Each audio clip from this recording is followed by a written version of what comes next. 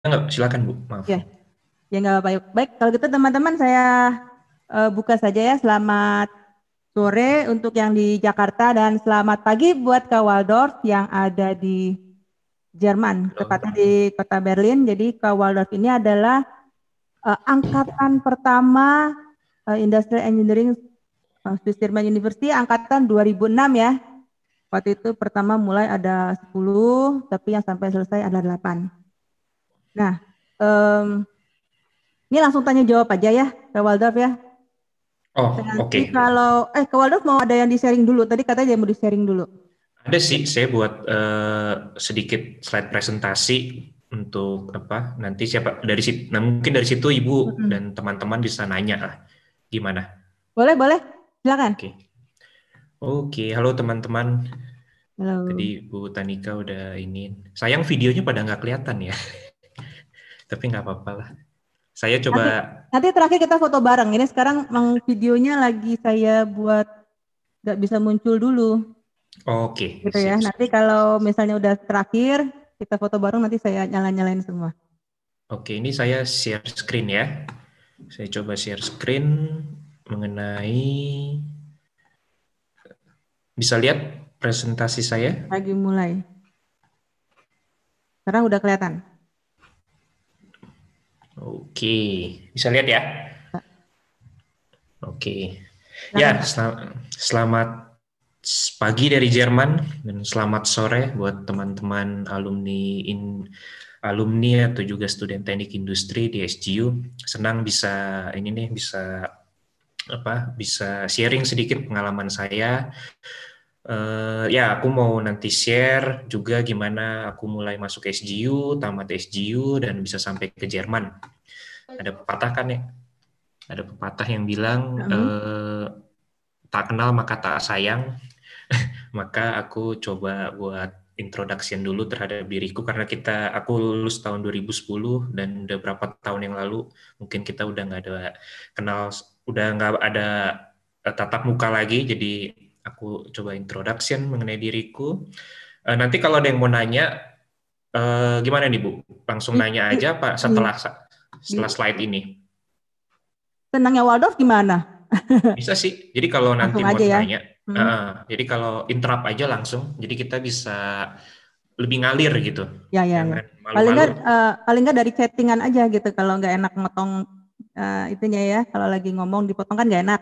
Paling Oh, nggak dari bisa sih. chattingan nanti kalau kelihatan notifikasi Kak Waldorf nanti langsung aja baca. Oke. Tapi kalau saya kadang-kadang nggak ngeliat, Ibu yang bilang ya Bu ya. Ya, ya, nanti saya ingetin. Oke deh. Oke. So teman-teman, ya perkenalkan diri saya, nama saya Waldor Futagalung, umur 32 tahun, ya status sudah menikah. Jadi asal saya tuh dari Indonesia, Jakarta, dulu tinggalnya di Puri Kembangan, Jakarta Barat. Hobi futsal, jogging dan sepedaan.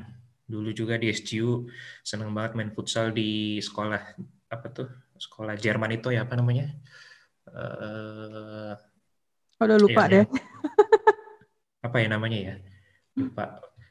Pokoknya dulu kita sering main di situ, terus juga ya favorit food saya nasi Padang sampai sekarang, tetap nasi Padang, makanan Jerman gak enak. Favorit movie saya Forrest Gump, favorit aktor Tom Hanks. Oh, masih ya. Masih Tom Hanks kayak gitu. Oke, eh, saya akan mulai berikutnya. Kenapa saya bisa sampai ke SGU? Itu semua bermula dari orang ini gitu. Jadi dulu Hmm. saya setelah lulus SMA, saya nggak ada bayangan harus kemana. Jujur aja, saya bukan top of the class. Saya juga bukan yang pintar, dan saya udah tahu mau bayangan kayak gimana. Dulu cita-cita saya maunya jadi dokter malah, tapi akhirnya nggak jadi. Tapi yang membuat saya mau ke SGU dulu adalah karena tadi saya bilang saya pencinta sepak bola, dan dulu tahun 1996 saya nonton orang ini namanya Oliver Bierhoff. Kayak Mm-mm. gitu, dia mencetak golden goal di Eropa tahun 1996, dan dia menjadi salah satu pemain terbaik dan Jerman menjuarai. Nah, dari situ saya mulai suka Jerman. Hmm. Dan saya bilang ke ibu saya mau kuliah di luar negeri. Gimana ya caranya? Tapi ibu saya menolak, kata dia, Nggak bisa, karena dulu saya bandel ya orangnya dan hidup masih kurang bertanggung jawab. Akhirnya kita cari jalan tengah, dan pas itu ada beberapa teman saya juga yang alumni SGU juga pas itu duduk di samping saya pas SMA. Dan dia tahu saya suka Jerman. Ya dia mulai ngeracunin saya. Dorf, lu mau ke Jerman nggak? Gimana caranya? Jadi ini ada satu sekolah namanya Swiss German University. Ya, nanti lu bisa ke Jerman. Oh iya, benar loh, benar. Akhirnya saya bawa bapak saya dan ibu saya dulu ke Jerman Center. Dulu kuliah masih di Jerman Center. Ya. Dan di situ ketemu Bu Mahda ya, kalau nggak salah, Bu Mahda, dan dia memberikan presentasi mengenai ruangan sekolahnya, mengenai programnya. Dan akhirnya dari situ mereka akhirnya berhasil meyakinkan saya dan keluarga saya untuk masuk SGU. Akhirnya tahun 2006 masuklah saya ke sekolah Swiss German University. Itulah awalnya dan sejarahnya kenapa saya bisa masuk Swiss German University. Oke. Nah, ini saya alumni SGU dari 2006 sampai 2010. Seperti tadi yang kalian Bu Tanika bilang, saya itu teknik industri first batch. Kami pertama ada 10 orang saat itu, dan yang lulus terakhir cuma tinggal 8 orang. Tapi bersyukur selama perjalanan itu banyak sekali hal yang saya pelajari dari tahun 2006 sampai 2010 ini. Banyak hal dari bukan cuma pengalaman, juga mengenai soft skill, mengenai juga knowledge dan know-how, mengenai structure. Banyak sekali yang saya dapat dari dosen-dosen yang mengajar saya di tahun 2006 sampai 2010 ini. Ya seperti yang kalian lihat, ini ada beberapa foto yang saya kasih. Ini dulu tahun 2009 ya. 2008, 2009 ya. Saya 2009 ya. Di Jerman saya ke 2009, Jerman. iya. Ya betul. Jadi saya tahu ke Jerman, dapat kesempatan pas itu 2009 kita ke SOS saat itu untuk gather dulu di sana untuk belajar gimana mengenai kondisi Jerman. Dan bersyukur pas itu saya saat itu 2009 saya dapat praktikum di Mercedes-Benz di Bremen. Jadi selama 6 tahun saya dapat praktikum di situ, dan praktikum saya lah mengenai supply chain. Di situ saya banyak belajar mengenai just in time theory, mengenai Kanban, pertama kali saya juga mengenal lean manufacturing, mengenai automatic industry, gimana mereka membuat satu line assembly yang begitu produktif, begitu efisien, mengenai ergonomi, gimana mereka bekerja dengan ergonomi yang baik. Nah, di situ saya banyak belajar mengenai just in time. Dan dari 2009 itulah saya punya ide, wah suatu saat nih saya ingin tesis saya kayaknya saya di sini saja kayak gitu, untuk mengenai lean manufacturing. Maka di tahun 2010 berangkat dari pengalaman saya yang udah ada sedikit ya selama 6 bulan itu mengenai lean manufacturing, maka saya membuat satu tesis saya, bachelor industry tesis saya mengenai just in time theory di PT Suzuki kayak gitu. Jadi saya mencoba mengimplementasikan teori yang saya lihat dari buku dan saya lihat dari Jerman. Saya mencoba mengimplementasikannya gimana di Suzuki ini kayak gitu, dan bersyukur juga saat itu tesisnya lumayan bagus ya, diterima dengan baik, dan akhirnya saya lulus tahun 2010. Ini foto saya graduasi. Kalau kalian lihat di sini, teman yang ngeracunin saya itu yang paling kanan. Ini teman SMA saya.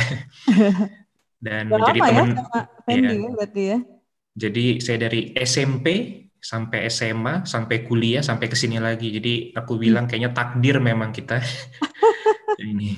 Dan selama kuliah, orang ini juga yang mengajarkan saya, ya bisa saya sampai lulus. Jadi saya sangat berterima kasih gitu sama teman saya ini. Kalau kalian lihat ya di sini ada Andika juga, nih teman saya juga satu angkatan, yang paling kiri. Ini yang di tengah Darius, ini dia teknik industri, dan ini Siswono. Gitu. Dia sekarang lagi kerja di Accenture ya. Dia juga dapat karir yang bagus. Kalau teman saya Fendi ini, dia sekarang kerjanya di Opel di Jerman, di Frankfurt. Andika dan Darius saya udah lama nggak kontak kayak gitu. Oke ya, di ini foto di kiri nama saya Waldorf, dan ternyata di Jerman itu nama Waldorf itu banyak juga dipakai. Salah satunya Waldorfschule, jadi itu sekolah Waldorf. Bangga juga ada nama Waldorf. Selain Waldorfschule ada juga Waldorf Salad, dan dan juga ada Waldorf Hotel di Berlin tepatnya. Jadi ada banyak nama Waldorf. Dulu sejarahnya orang tua ngasih nama Waldorf, apa memang ada bayangan supaya punya kehidupan di Jerman bagaimana? Ada pernah tahu nggak? Oh, jadi dulu bapak saya pas itu dikirim ke New York untuk dia ada tugas di sana, dan pas itu dia pertama kali tinggal di hotel katanya yang bagus itu Waldorf Astoria Plaza. Nah, jadi akhirnya dia bilang kalau saya punya anak saya mau kasih nama Waldorf kayak gitu. Oh, dari situ. Iya, dan ternyata hotelnya itu punya cabang juga setelah berapa puluh tahun, punya cabang sekarang di Berlin. Sama kayak gitu. Udah pernah nginep belum di situ? Belum, Bu, karena mahal banget. Oke. Jadinya saya nggak nginep kayak gitu. Oke, ini kehidupan saya di tahun 2006 sampai 2010. Ya, tadi seperti yang saya bilang, saya di sini banyak dibentuk juga mengenai karakter saya, banyak juga mengenai cara pikir saya di SGU ini. Dan juga lewat dari SGU ini saya punya kesempatan pertama kali ke Jerman ya. Seperti yang saya bilang, saya punya mimpi pas itu ke Jerman, dan lewat sini ternyata jadi batu loncatan saya pertama kali untuk ke Jerman, dan saya bersyukur untuk itu. Petnya ya dari SGU ya saya bilang. Ya gitu. Oke. Ya, setelah saya lulus tahun 2010, saya bekerja di PT Panarup Industri. Saya nggak menampilkan gambarnya di sini. Kalau kalian tahu, mungkin ada beberapa ex Panarup juga yang dulu anak SGU juga bekerja di situ. Saya bekerja di situ selama kurang lebih 1,5-2 tahun, dan saya bekerja sebagai continuous improvement koordinator saat itu. Karena skill saya mengenai lean manufacturing, mengenai just in time, dan mengenai supply chain, maka saya bekerja di shop floor untuk memastikan gimana layout itu berjalan efektif, tidak ada hambatan dalam produksi. Nah, di situ saya juga banyak belajar teori yang saya pelajari di sekolah, tesis-tesis saya sekarang mulai implementasikan dalam kehidupan real ya saat itu. Dan salah satu produk kami PT Panarup Industri itu adalah sepatu Adidas. Kalau kalian tahu, jadi Predator yang dipakai David Beckham, yang dipakai Kakak, yang dipakai banyak pemain-pemain bola, itu adalah buatan anak Indonesia kayak gitu. Setelah itu tahun 2012 saya memutuskan keluar dari perusahaan itu, dan saya mulai dan saya ke Jerman untuk kedua kalinya untuk sekolah master. Jadi saya meneruskan. Di sini saya agak berpindah pathway. Yang sebelumnya saya ke teknik industri, saya mulai ke arah ke bisnis kayak gitu. Maka tahun 2012 sampai 2013 saya sekolah di Berlin School of Economic and Law di Berlin tepatnya. Ya, di sini saya banyak belajar mengenai bisnis, banyak belajar mengenai ekonomi makro dan mikro kayak gitu. Jadi dan banyak belajar mengenai manajemen. Ini di tengah, kalau kalian lihat nih foto kami juga sering dulu study banding gitu, bukan cuma ke Jerman tapi ke Hong Kong, karena banyak programnya juga mengenai ASEAN dan European Management. Jadi kita membandingkan gimana sih manajemen di Eropa dan gimana sih manajemen di Asia. Kita lihat di mana advantage-nya kalau menerapkan teori dari yang manajemen di Barat, apa advantage-nya menerapkan teori yang di Asia. Ini salah satu foto kami di Hong Kong pas itu. Jadi kita ada study trip ke sana. Dan ya saya juga bersyukur selama saya master ini saya dapat kesempatan untuk bekerja juga di Airbus kayak gitu. Jadi saya juga akhirnya praktikum gitu, master praktikum saya di Airbus. Karena background saya supply chain, jadi spesialisasi saya itu saya bawa lagi lebih dalam ke bisnis tapi yang supply chain. Jadi tesis saya juga masih berhubungan dengan just in time di manufacturing, tapi bukan implementasinya di Suzuki, bukan di auto industry, tapi di aeroplane industry kayak gitu. Dan akhirnya yang seperti kalian lihat di kanan ini istri saya, karena kami pas itu berdua ke Jerman juga untuk meneruskan studi, dan tahun 2013 saya lulus. Oke, setelah tahun 2013 di Jerman ada satu peraturan yang pemerintah Jerman berikan kepada kita Auslander, apa tuh Auslander to foreigner. Jadi kalau kamu hold degree dari sekolah di Jerman, saya kasih kamu kesempatan 1,5 tahun untuk bisa mencari pekerjaan. Jadi saat itu Jerman masih membutuhkan banyak tenaga-tenaga tenaga-tenaga yang educated kayak gitu. Jadi mereka masih memerlukan banyak foreigner, terutama di bidang engineering dan terutama di bidang IT ya, kayak gitu. Jadi saya diberikan kesempatan 1,5 tahun untuk mencari pekerjaan, dan disitulah saya mulai mencari pekerjaan. Tidak gampang saat itu karena ya kita sebagai foreigner ada terkendala bahasa yang juga sangat sulit. Kita harus pelajari dan ada banyak kompetisi juga ya, ada banyak foreigner juga dari Eropa lain dan juga dalam internal itu datang ke Jerman kayak gitu. Dan di situ saya juga harus ulang lagi sekolah bahasa Jerman saya, karena saya saat itu lebih fasih bahasa Inggris, dan saya juga sekolah bahasa Jerman selama 0,5 tahun lagi. Saya mulai lamar-lamar kemana-mana. Ini saya mendapat pekerjaan di tahun 2014 di Amazon sampai tahun 2015, tapi akhirnya saya di bagian supply chain dan logistik juga. Tapi saat itu di 1 tahun itu, karena itu adalah shift-shiftan gitu ya, jadi shift pagi, shift malam kayak gitu, akhirnya saya bilang saya bukan kerja di sini. Akhirnya saya keluar dan saya bertemu seorang teman yang mengajarkan saya mengenai SAS programming. Jadi SAS programming ini adalah statistical analysis software. Mulai saat itu dia ngajarin saya SAS programming, dan disitulah mulai kontak saya pertama dengan pharma industri, yang dimana dari tahun 2015 sampai sekarang saya menjadi seorang statistical programmer. Jadi di sini ada loncatan yang berbeda lagi dari tadinya saya kekeh mau di supply chain dan logistik, tapi akhirnya hidup membawa saya little bit different way.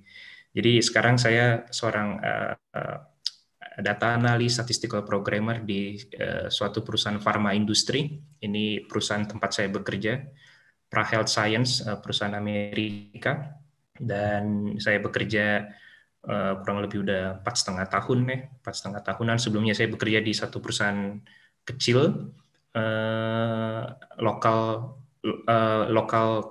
CRO selama 1 tahun, dan setelah itu saya loncat ke perusahaan ini, PraHealth Science. Dan apa sih sebenarnya pekerjaan saya di sana? Ya, jadi saya seorang programmer, dan inilah pekerjaan output dari pekerjaan saya yang di kiri ini. Jadi kami seorang programmer, dari data mentah kami olah menjadi sebuah data yang kami presentasikan ke dokter-dokter. Jadi nanti saya akan menjelaskan gimana proses flow-nya, tapi inilah output-nya. Jadi output saya ya membuat linear dan scatter plot, membuat bar chart, membuat box plot, membuat histogram, error bar, dan sebagainya kayak gitu. Ya, jadi saya sekarang lebih ke big data. Ya, banyakkan ke big data sekarang kayak gitu. Oke, di sini sampai ada pertanyaan? Kalau ada, saya sekarang mau masuk ke introduction mengenai apa sih yang saya lakukan di kantor kayak gitu. Kalau ada langsung tanya aja ya, jangan malu-malu. Silakan. Ada yang ada Bu? Kak, saya nggak lihat chat. gede ya Kak di Jerman. Oh, ini Ray. Apa? Ray, kenalkan dulu diri, Ya, Ray. Halo gitu, Ray. Videonya Halo, bisa Kak. dinyalain kayaknya, Ray. Nah, apakah? Kayaknya, Bu, nama Bu. kayaknya video bisa dinyalain deh, bisa nggak? Aduh. Ya. Halo, nah. Silakan Rey, kenalan Yang dulu mana? Rey. Mana Nih, Bu ya orangnya? kelihatan nggak nih ada di bawah? Apa Oh, Rey? halo Ray. Halo, Jadi Kak. silakan Rey. Ya, halo. Gaji di Jerman tuh gede ya, Kak? Gaji apa? Gaji, Pajak. Sorry, pajak. Kok gaji sih?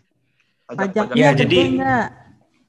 pajak di Jerman itu kayak gini aturan mainnya. Jadi langsung memang gede sih, dipotongnya langsung 45% kalau kita single. 45%. Iya, Bos. Jadi Nah, kalau kita single memang langsung dipotongnya 45%, tapi 40 sampai 45% ya. Tapi gini, ada aturannya itu, jadi 45% itu udah termasuk kerangka versi Herung. Jadi kalau apa sih bahasanya di Indonesia itu asuransi sakit.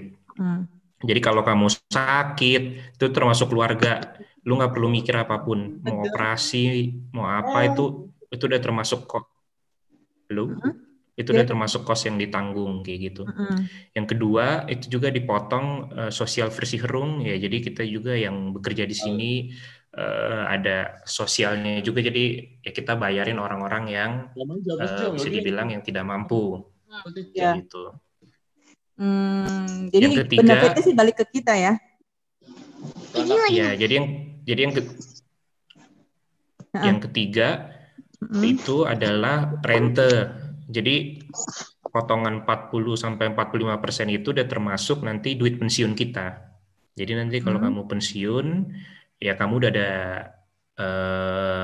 duit lah kayak gitu, untuk udah ada minimal nggak harus bingung lagi kayak gitu. Oh itu 45 itu udah termasuk istilahnya buat hari tua lah ya. Jadi udah termasuk tabungan hari tua. Pensiunnya bentuknya gimana kalau di Jerman memang?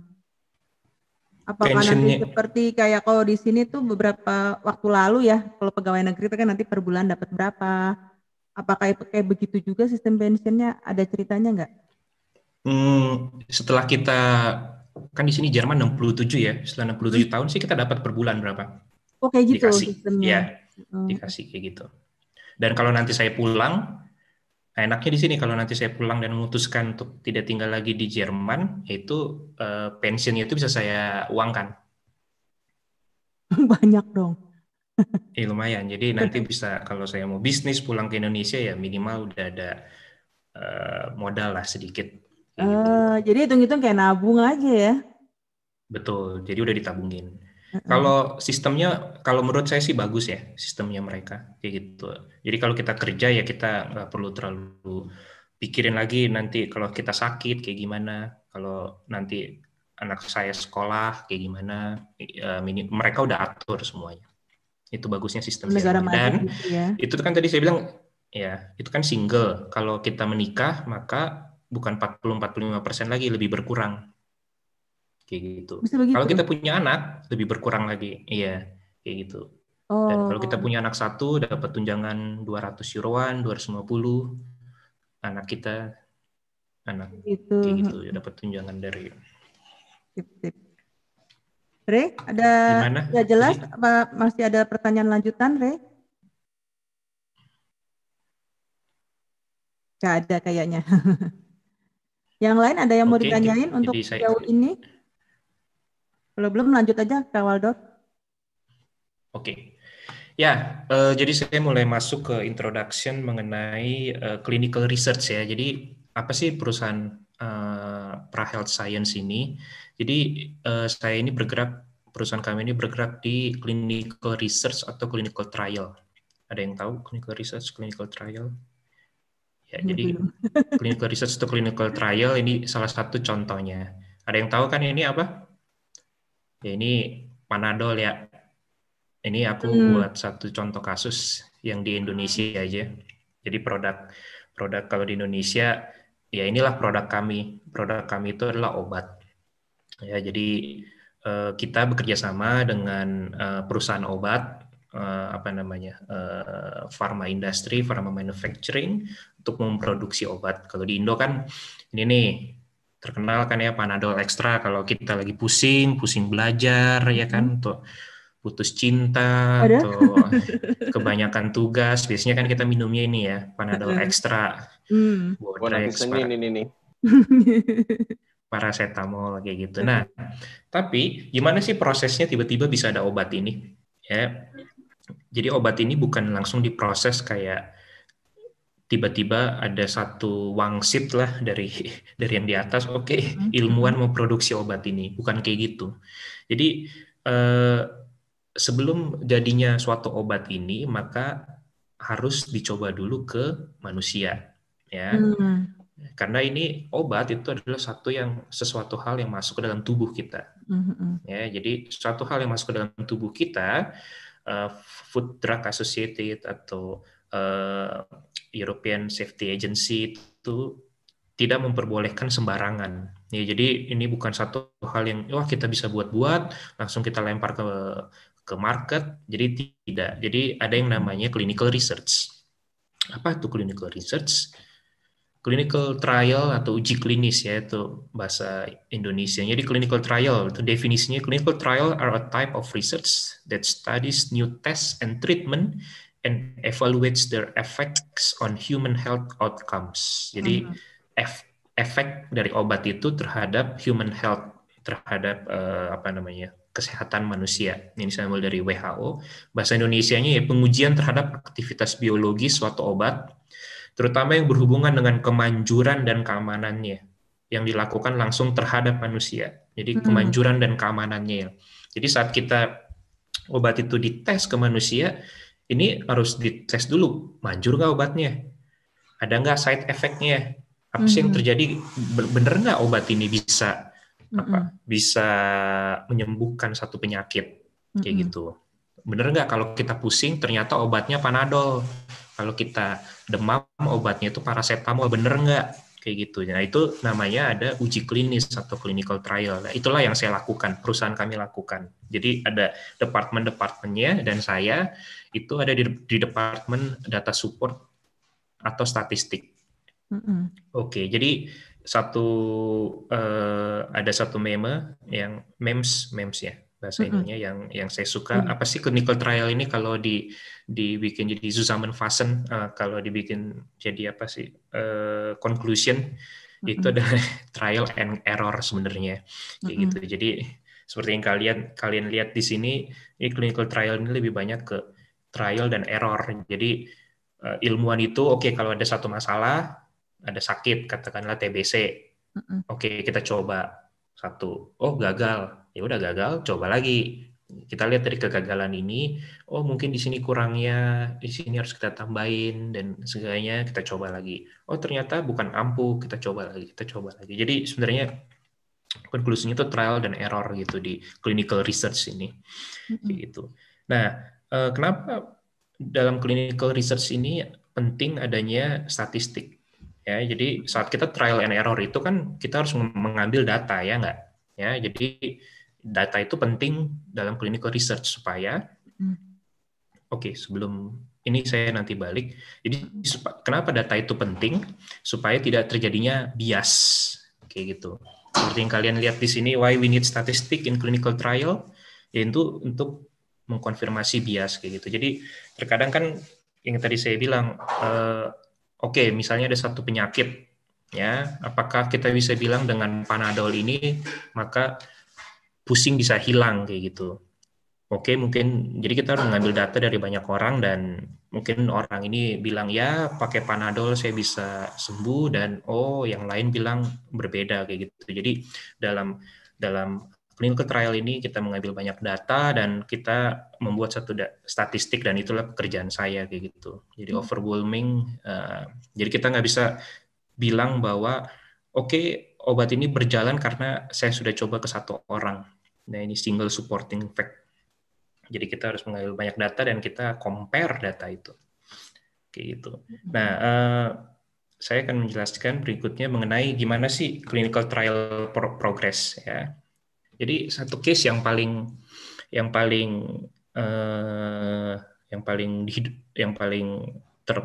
actual dalam kondisi kita ini mengenai kemanusiaan ini, tahu nggak apa? Sekarang ini COVID-19 ya. Iya. ya kan? COVID-19 itu disitulah kita melek semua mengenai vaksin, mengenai uji klinis, kayak gitu. Iya. Nah, itu adalah pekerjaan kami, ya. Pekerjaan dari stakeholder semua yang di pharma industri, termasuk saya, termasuk bos saya, termasuk ilmuwan. Jadi seperti yang kalian tahu, problemnya apa? Ada COVID-19, yang enggak ada pandemik yang menyebabkan semua dunia ini lumpuh, sampai kita harus home office, sampai kita nggak bisa keluar. Oke, ada satu penyakit COVID-19, maka harus ada solusinya ya. Solusinya apa? Yaitu kita harus menemukan satu vaksin supaya bisa menghandle COVID-19 ini. Maka ini saya coba di COVID-19 ya. Ininya. Jadi gimana sih progresnya itu? Sebelumnya itu ada preclinical. Ya, jadi preclinical ini biasa several years dilakukan. Tapi dalam case COVID-19 ini mereka harus cepat. Mungkin ini case kalau obat biasa ya. Obat biasa itu bisa lama, bisa ditesnya sangat lama. Tapi dalam COVID-19 ini maka semua ilmuwan itu join force untuk coba preclinical dulu, mungkin several years diganti several months. Oke, ada yang coba juga ke binatang, saya dengar gitu. Baru setelah mereka bilang bahwa oke, kira-kira obat ini bisa dicoba ke manusia, maka dari preclinical masuk ke fase 1. Ya. Di fase 1 ini maka obat-obat itu akan dicoba ke manusia. Biasanya tapi fase 1 ini dicobanya ke 2-3 orang, 4 orang, 8 orang, 10 orang.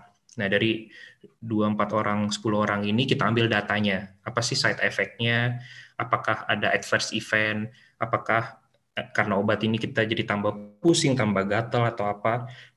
Gimana sih pharmacokinetic concentration-nya? Kita ambil datanya dari fase 1. Dari fase 1 kita buat datanya, kita buat jadi conclusion, kita kasih ke dokter, investigatornya, apakah ini bisa lanjut obat ini. Oke, kalau kata dokternya oke, ini hasilnya baik, maka kita masuk ke fase 2. Ke fase 2 ini kita coba lebih banyak lagi orangnya. Jadi kalau tadi 10 di double, 20, 30, 40, 20 lah, 20, 30. Kita coba lagi, kita ambil datanya lagi. Kira-kira gimana side effect-nya. Kita balikin lagi ke investigatornya. Ya, silakan. Itu kan phase 1 itu months gitu ya. Terus phase 2 itu bisa berarti dalam hitungan bulan sampai tahun gitu ya. Betul. Jadi phase 3 itu sebenarnya apa? Minimal 1 tahun apa bagaimana maksudnya dari gambar ini? Tergantung kemajuan dari obatnya.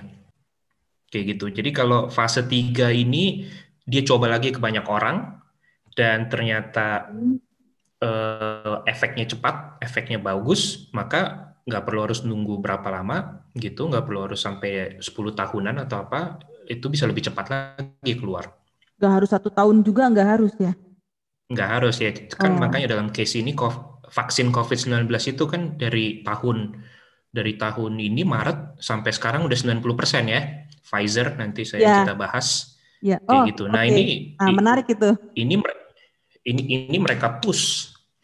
Jadi ini adalah best skenario-nya. Jadi ini yang normalnya biasanya bisa puluhan tahun, ada 1 sampai 10 tahun bisa. Kalau untuk cancer ya, contohnya saya sekarang lagi studi saya, clinical research kami lagi onkologi, jadi banyak di cancer. Nah, itu belum ada obatnya. Jadi kita masih coba dan itu bisa sampai puluhan tahun. Gitu. Tapi dalam case COVID-19 ini karena efeknya masif, maka semuanya join force, bener mati-matian coba, dan pemerintah juga sangat kasih push ke kita, ke ilmuwan untuk coba keluarin cepat. Jadinya akhirnya years ini malah diganti month. Jadi mereka udah di fase 3 sekarang, Pfizer ini. Yang mereka bilang dari datanya, nanti saya kasih datanya yang saya ambil dari BBC. Kebetulan itu bukan studi saya, itu departemen yang di Belanda yang melakukan itu, saya cuma mendengar saja kayak gitu. Jadi mereka udah di fase 3, jadi tandanya udah coba ke lebih dari 50, mungkin 60 orang, lebih dari 50 orang, dan katanya lebih dari 90% datanya itu bahwa vaksin ini bisa ampuh terhadap COVID-19. Nah, di fase 3 ini biasanya disitulah mulai ada approve dari FDA. Jadi kita sebagai farma industri, kita nggak bisa langsung lempar ke masyarakat tanpa di approve oleh FDA di Amerika, FDA atau EASA kayak gitu. European, ada badannya yang benar-benar mereka ngecek lagi. Jadi benar-benar mereka ngecek semua dokumennya, termasuk statistik datanya, programmingnya kayak gimana, itu benar-benar kita dokumentasikan dengan bagus. Nah, kalau mereka approve, oke, green light, maka di fase 4 dilempar ke masyarakat. Kayak gitu. Oh, Jadi gitu. kalau obat itu udah sampai fase 3, biasanya more likely dia akan go. Tapi most of them itu cuma berakhir di sini, di fase 1. Oh, Dicoba ke orangnya mati. ya Ya, begitu ya, memang ya. memang ya, Nggak makanya tadi apa-apa. saya bilang trial and error, ya begitulah Mhm. the ugly truth kayak gitu. Dan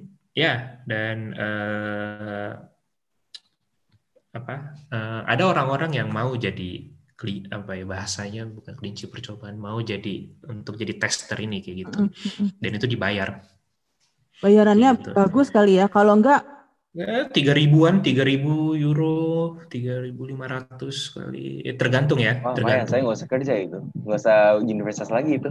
oh, J ini. Tergantung, tapi ya misalnya kayak COVID-19 ini mah mereka bisa langsung masif aja coba ya. Mereka akan kumpulin orangnya, tanda tangan dokumen, dan mereka coba kayak gitu.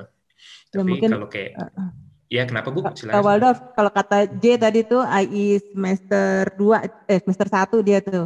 Wah kalau segitu nggak usah kerja aja, tapi itu kan bisa resikonya tinggi ya Kak Waldorf Oh, ya. tinggi Bisa tinggi sekali, bisa tinggi sampai sekali. ke nyawa gitu. Berarti itu kalau tanda tangan ya istilahnya kalau ada apa-apa dengan jiwa ya istilahnya kalau Ya. kita ahli warisnya nanti kemana gitu tuh juga sampai ke situ. Ya enggak, jadi mereka udah tahu risiko kalau mereka mengikuti ini. Ya kan tapi Kayak misalnya kalau di Jadi Belanda kalau dibayar dalam case 3.000 euro tapi terus nggak nggak selamat gitu, berarti uangnya dikasih ke keluarga gitu. Atau gimana? ya, Nggak tahu ceritanya. ya.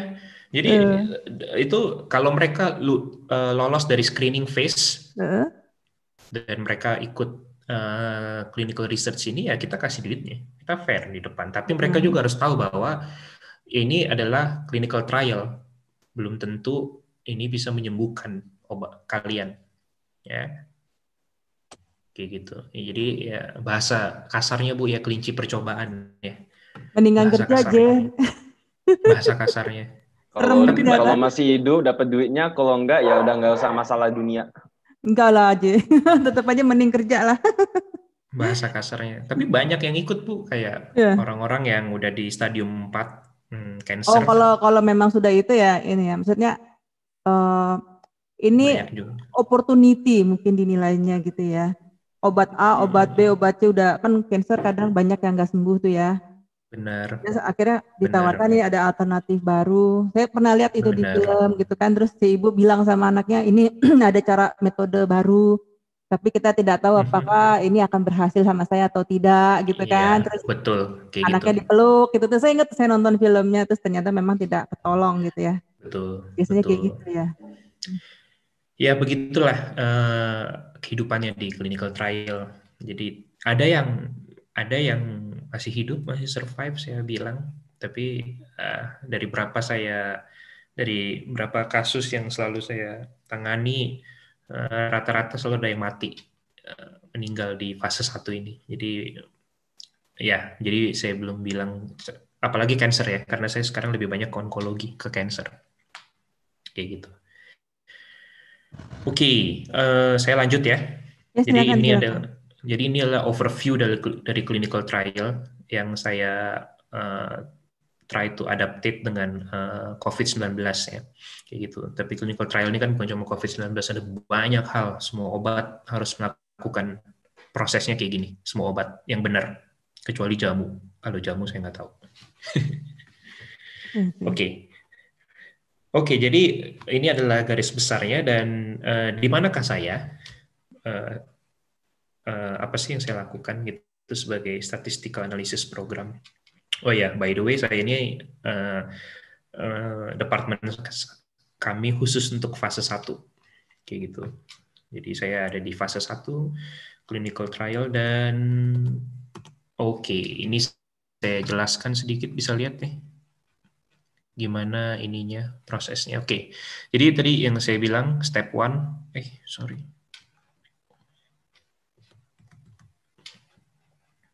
Jadi seperti yang kalian lihat, step 1 itu ada tadi di klinik, ya. Jadi kalau orang itu kita buat suatu advertisement, bilang kita lagi mau mencari obat untuk ini dan kita butuh kayak orang untuk bisa dites. Nah, jadi orang itu masuk ke fase klinik. Seperti kalian lihat di gambar ini, dia masuk klinik. Kita punya kliniknya juga. Kita banyak bekerja sama dengan rumah sakit.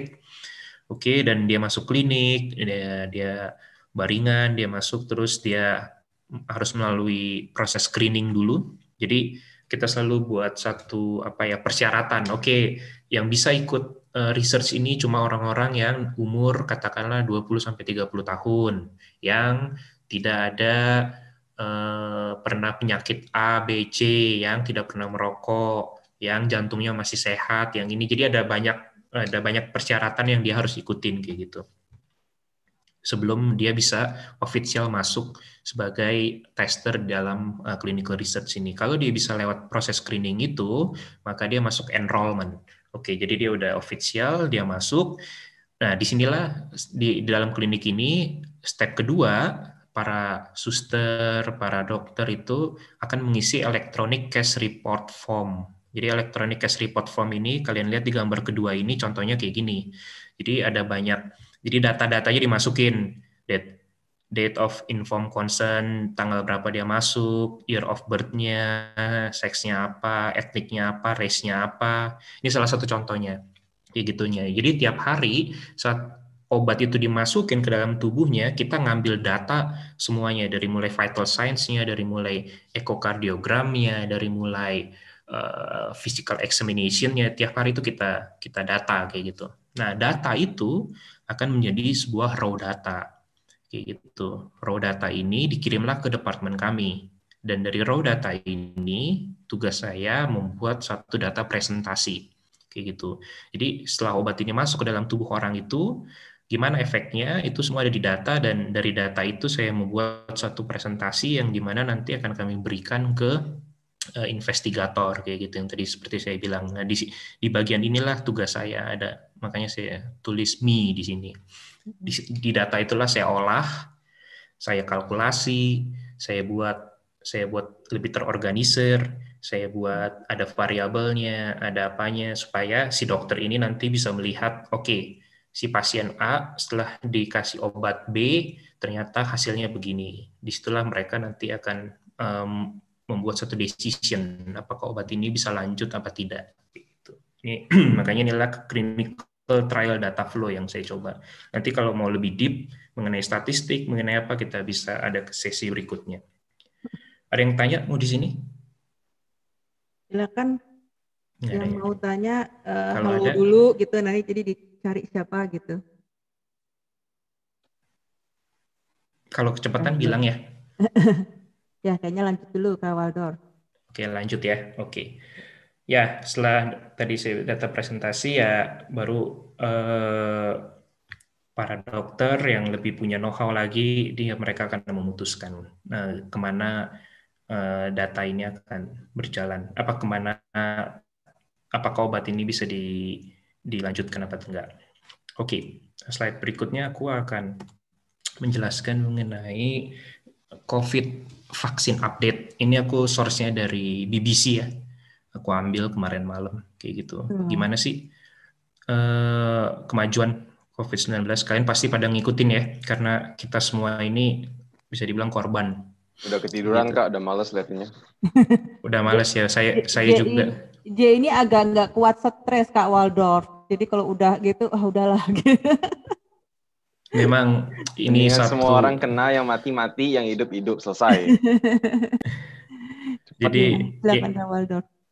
Ya benar sih, memang di Jerman sendiri juga kondisinya sangat suram. Kayaknya di semua dunia ya, suram sekali. Begitu pertama kali saya ke supermarket, Pertama kali saya lihat semua barang-barang habis karena orang mulai panik, terus diberlakukan lockdown, ya di semuanya, semua sekolah-sekolah ditutup, mal-mal ditutup, semua pekerja-pekerja dipulangkan, semua home office. Banyak sekali juga di Jerman pabrik-pabrik yang kena. Kalau kalian nanti Google gimana pabrik Airbus, ya Airbus itu adalah satu kebanggaan dari kami, itu pabrik penerbangan, itu hancur gitu. Mereka hancur lebur karena COVID-19 ini ya. Jadi banyak sekali pegawai-pegawai yang dipecat, dan untuk berapa tahun ke depan mereka, untuk 1 tahun ke depan cumindes mereka tidak ada order kayak gitu, karena kan industri penerbangan juga lagi mati ya kayak gitu. Otomotif industri juga kena. Bayangkan 1 bulan pabrik tutup. Bisa bayangin nggak? Kalau biasa di pabrik itu hitungannya tag time ya, dalam 1 jam berapa yang keluar. Ini 1 bulan dia tutup. Coba bayangkan berapa kerugiannya. Banyak sekali, belum lagi restoran di Jerman juga kan. Restoran dan bar itu juga industri yang habis itu. Karena kan sekarang lagi light lockdown ya, jadi diperlakukan lagi light lockdown karena grafik di Jerman mulai naik lagi. Kami kemarin itu sempat 3 besar ya, ya Jerman sempat 3 besar kita di bulan-bulan Maret, April atau Mei ya, 3-4 besar. Sekarang udah mulai turun. Amerika number 1 sekarang. Lagi naik banget ya sekarang. Kayak gitu. Jadi memang sangat berpengaruh efeknya itu. Tapi bersyukur untuk orang-orang yang bekerja di IT ya seperti saya atau di pharma industri, justru kami lagi tetap masih stabil kayak gitu.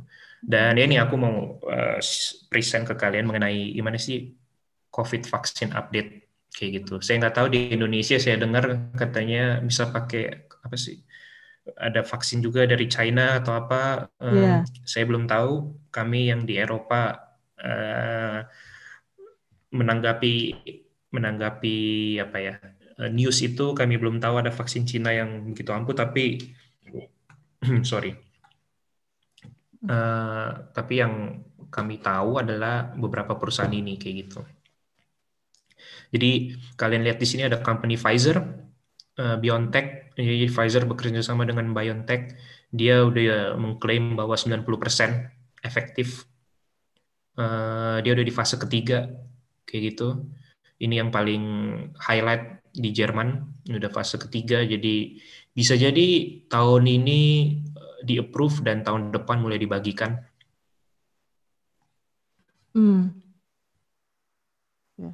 Oke.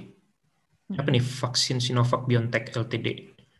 Yang terus kerjasama dengan Indonesia itu. Oke.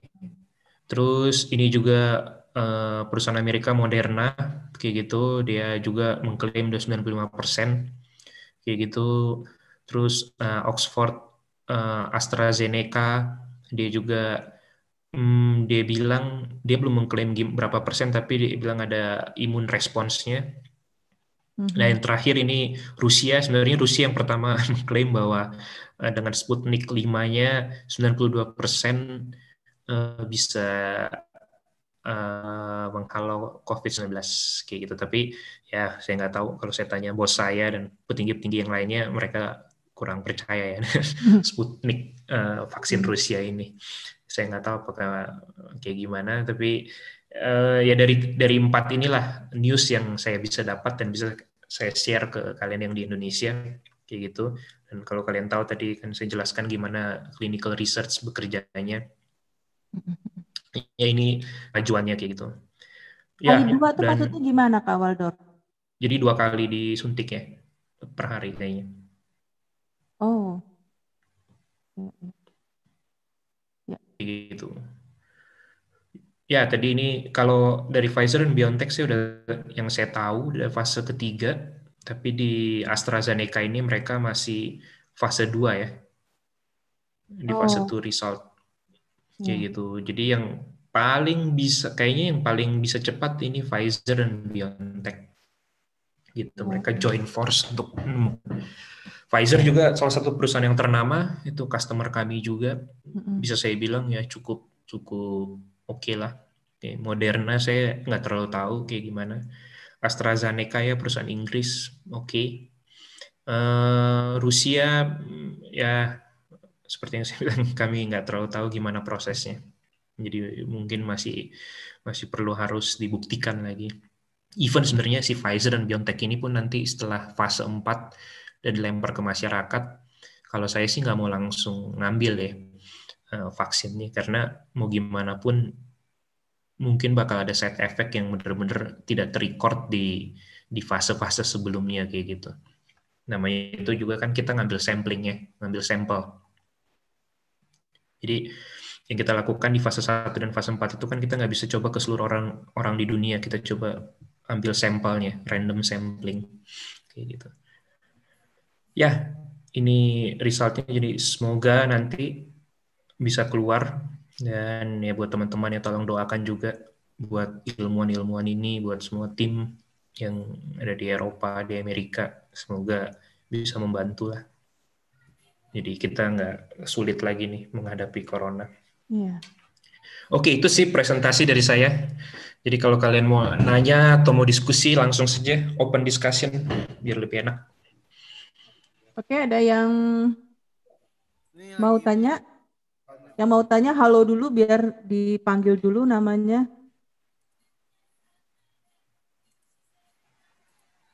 Belum? Atau mungkin saya coba nanya-nanya dulu sama Kak Waldorf. Boleh. Jadi mungkin habis itu terus teman-teman, oh iya ya saya mau nanya ini gitu ya. Tadi Bisa stop share atau gimana? Atau nggak saya apa-apa, biarin aja? taruh aja gitu juga nggak Oke. apa-apa. Jadi Kak Waldorf itu tadi udah cerita ya dari SMA gimana, kenapa milih SGU gitu kan. Ini saya ceritanya dari yang di depan presentasi juga karena mulai dari situ ya Kak Waldorf, boleh ya? Jadi nanyanya ya. Oke, Jadi oke. sekali lagi mungkin tadi juga kan ada yang baru join. Jadi selama waktu di SGU, ini kita melihatnya hari ini ya Kak Waldorf ya, kan sudah kerja jadi di Jerman dari 2000 berapa tadi 2012 ya? Saya dari 2012. Nah, Jadi udah 8 tahun nih saya merantau. Nah, masih keinget sampai sekarang pengalaman selama jadi mahasiswa di SGU termasuk ya semualah dari semester 1 sampai terakhir itu apa yang berkesan sehingga sampai sekarang juga masih ingat. Yang paling berkesan ya, yang paling berkesan itu adalah karena kami dulu grup kecil, cuma 10 orang, dan setelah semester 2 mengerucut jadi 8 orang. Jadi kami itu lebih kompak sih. Maksudnya ya karena 8 orang itu dan tiap hari ketemu, tiap kali berinteraksi, tiap hari kayak gitu. Jadi kami itu jadinya lebih bekerja sebagai satu tim kayak gitu, saling bantu satu sama lain. Kayak gitu. Jadi yang jadi yang saya paling ingat, karena seperti yang saya bilang saya bukan top of the class ya. Jadi saya banyak banget, sejujurnya ini saya ngomong, saya banyak dibantu sama teman-teman saya untuk belajar, dan disitulah saya yang paling saya ingat kayak gitu, banyak orang yang membantu saya, kalau saya nggak ngerti saya bisa tanya. Jadi kerjasama, friendship, jadi brotherhood itu cukup cukup kencang saat itu. Itu yang paling saya ingat ya. Terus apa lagi ya, juga mengenai dosen-dosen juga banyak yang saya ingat dengan karakternya yang unik-unik. Dulu ada Watu Tuko, ya ada Botanika juga, ada siapa lagi ya, Pamaralo, dan mereka banyak mengajarkan juga kepada kami hal-hal selain bukan cuma hard skill tapi juga mengenai soft skill kayak gitu. Dimana itu juga di dunia nyata ya bukan cuma hard skill yang kita punya, tapi soft skill itu gimana kita bisa meng-approach orang, gimana kita bisa mengkomunikasikannya sesuatu masalah kepada orang, itu cukup penting, sangat penting dalam real life. Thank you. Saya jadi kepengen ini nih Kak Waldorf, izin ya gantian Ya. mau share screen. Oh, siap. Ya. Jadi buat yang melihat gimana Kak Waldorf saat ini, ya itu sangat apa ya namanya? Berbeda. Iya, nggak nyangka gitu. Ya ini kan masih lucu nih. Kak Wado kalau kasih lihat ini nih ketawa dia. Iya, saya ini ketawa. Ya ini hidup masih masih belum Ini ada kelihatan ya pikiran panjang. fotonya ya. Ya benar ya saya share-nya ya. Nah ini yang terakhir sampai tamat nih berlapan nih karena saya tunjukin lagi karena tadi saya lihat ada beberapa yang baru masuk ke Waldorf. Ya jadi ini masih waktu zaman masih di German Center. Lihat aja tuh tangannya. Ini kayaknya fotonya harinya sama nih ke Waldorf karena kalau dilihat dari bajunya Fendi, bajunya Kak Waldorf sama bajunya Sama, Pak Bu, Jajah sama. sama ya. Karena Jadi fotonya bareng. kita janjian pakai baju bola saat itu. Termasuk Kak Alis ya. Saya belum berhasil nih ngontak Kak Iya, Alis nih. Kak Alis sekarang kan dia di Inggris, di Inggris. London, di Ya, Barclays kalau nggak salah ya. ya. Nah, ini nih yang diceritain nih yang pakai baju biru di belakang, baju putih biru ya, Kak Fendi itu ya, Iya, yang Fendi. memang istilahnya gini, saya juga merasakan sih Kak Waldorf kadang waktu kita masa-masa sekolah gitu atau masa di mana itu ada aja satu temen gitu ya yang kayaknya gini petunjuk Tuhan tuh datangnya lewat dia. Iya. Gitu ya Kak Waldorf ya. Ya Kak Waldorf ya, Iya, saya saya juga akui. ngerasain gitu. Iya, benar. Benar. Kayaknya kalau kita Petunjuk doa Tuhan itu gitu, datangnya dari dia. lewat dia dititipin kan. Ya, kita bukan orang yang dikit-dikit didatengin malaikat lah gitu kan. Kalau nabi itu lain Iya, ya. benar. Kayaknya temen gitu dititipin sama kita. Jadi ya ini anugerah ini Kak Waldorf nih kenal sama Kak Fendi Iya. dari SMP. Ya, nah ini jadi untuk workshop dulu Kak Waldorf itu trainingnya itu kalau sekarang kan di ATMI dulu tuh Siemens ya, Siemens pasti punya training center di Cilegon ya, Kak Cilegon, Waldorf ya. Cilegon. Ini juga semester Ini semester 3. Nah, ini ada foto Kak Waldorf nih berdua. Nah, waktu itu 2007 juga masih 2008 masih di ini, masih di Cilegon. Ini ada Kak Dimas ya, Dimas di sana. Ini ada Kak Bram ya. Tadi kelihatannya di list ada Kak Bram, entah apa Bram yang ini. Oke. Nah, nanti udah ada pertanyaan nanti. Ini sangat bagus. Kenapa? Ini sangat bagus, Bu. Program Ya, tapi, ini dulu sangat bagus semester 3. Saya nggak tahu kenapa berhenti. Sangat bagus. Nah, yang Siemens-nya itu yang saya tahu sudah memang tidak aktif lagi, jadi pindah ke ATMI gitu. Oh, gitu. Ya. Training masih ada Kak Waldorf, gitu ya. Oh, masih ada ya. Masih training masih ada kita. Nah, ini foto Kak Waldorf masih di Jerman. Karena ini bagusnya Bu, kita ini semester 3 ini kita jauh dari kita harus ke Cilegon dulu kan. Jadi untuk mandiri juga, ngajarin mandiri. Ya, kalau sekarang di Cikarang jadinya Kak Waldorf gitu.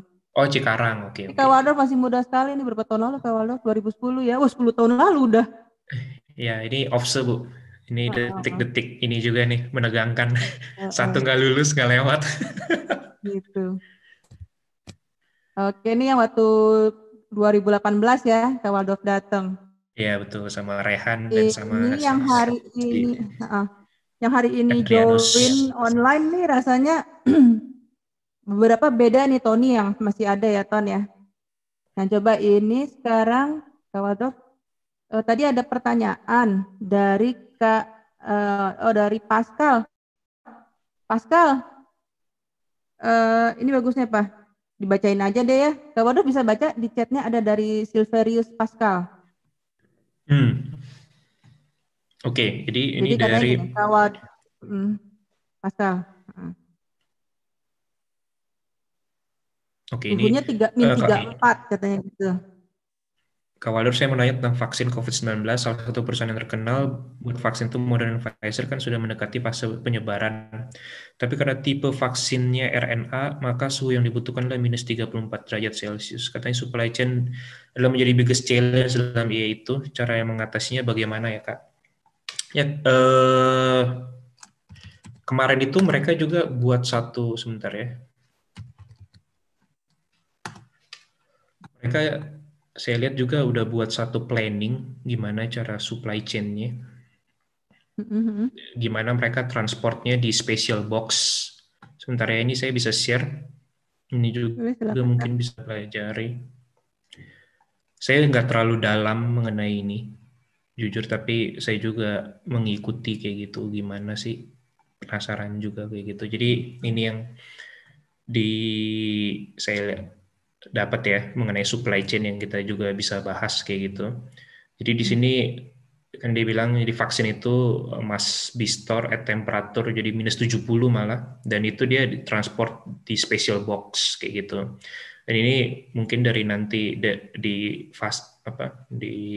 step 1 ini vaksinnya itu taruh di dry ice packs kayak gitu.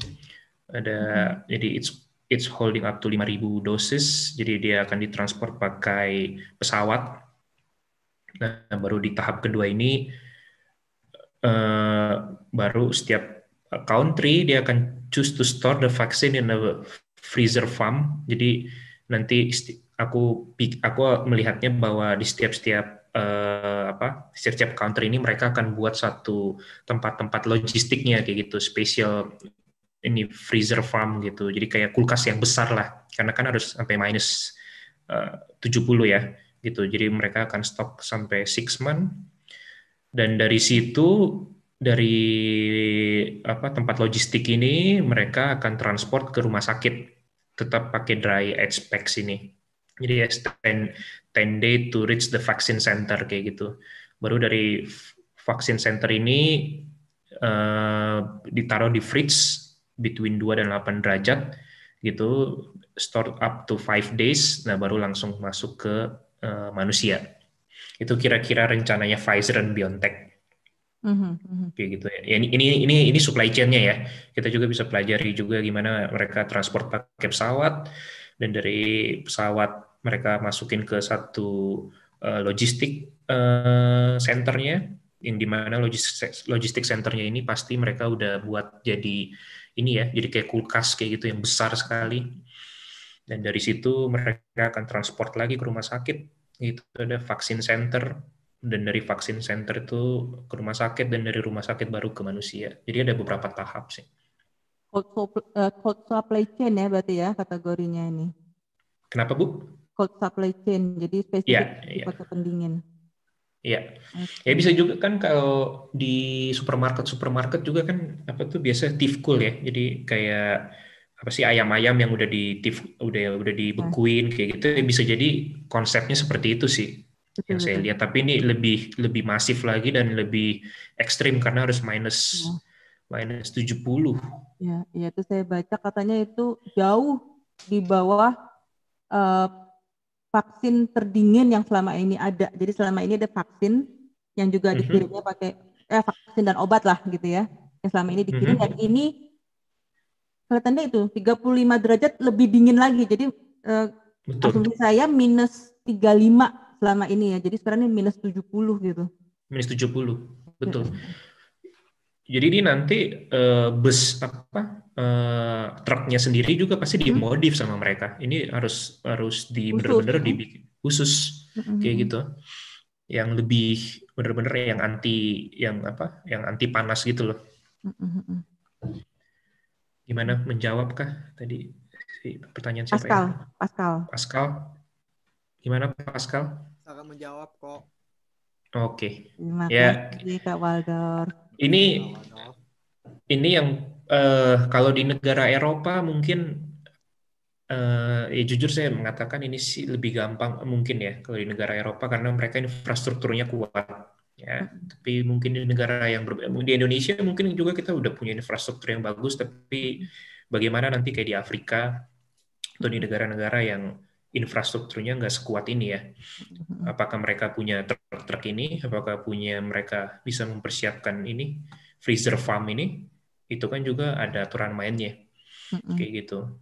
Dan gimana nanti tantangannya gimana pemerintah memastikan dari mulai sampai pesawat sampai ke sini itu vaksinnya nggak rusak kayak gitu. Jadi ya kita lihatlah kayak gimana. Jadi emang kalau udah mulai ke masalah ini, justru anak-anak industri ini bisa mengeluarkan ide-idenya mereka, karena kan ini kan pekerjaan kita ya, supply chain. Ya nggak? Ini bisa jadi tesis kalian juga, ide aku nih. Gimana nanti di Indonesia begitu keluar vaksinnya kita import dari Jerman sampai di bandara, kalian bisa research ini gimana nih supaya bisa lebih produktif. Apalagi di negara Indonesia kan tropis ya, pendinginnya Iya, itu, waduh, iya. Kalau di kami Bu, aja paling sekarang, baru nyampe di truk dibegal, Bu. enggak lah. nah Itu biasanya ini kalau kayak benar-benar begitu sih tentara biasanya ya, iya. Ini dikawal. dikawal. Di sininya juga di poin kedua ini juga penting banget harus dikawal juga kalau nggak Steril masyarakat. tuh. Kalian bisa buat tesis nih, supply Dapat chain datanya tapi yang nggak tahu kemana. Iya, kalian harus jadi bisa dong buat ini. Kasih ke pemerintah. Ini nih solusi kami Tulannya. kayak gini, kayak gini. Betul juga tuh Kak Waldo. Kak Waldo, Iya, ada pertanyaan tuh dari Rivaldi sorry, mana ya tadi ya? di bawah, Ya, di bawahnya Ivan tuh. Mau tanya, parameter data statistiknya plotting menggunakan hasil AI atau parameter yang lain. Nah mungkin jadi statistiknya tuh metodenya apa, terus bagaimana datanya diperoleh gitu mungkin kira-kira ya. Ini kan sebenarnya lebih ke big data ya. Pengolahan datanya tuh ya spesifik untuk big data bukan statistik yang kalau kita belajar sama ini mean gitu kan. Tapi ini lebih ke big data oh, mungkin in- kayak gini lah. Paling sering tuh pakai ini metodenya apa gitu loh Kak. sebenarnya Bu, Ya, ini Ibu bisa lihat screen saya nggak? masih Nggak yang ya? ini nih, masih yang browser nih yang muncul. Oke, saya kasih lihat sedikit gimana salah satu. Sebentar ya. Mhm.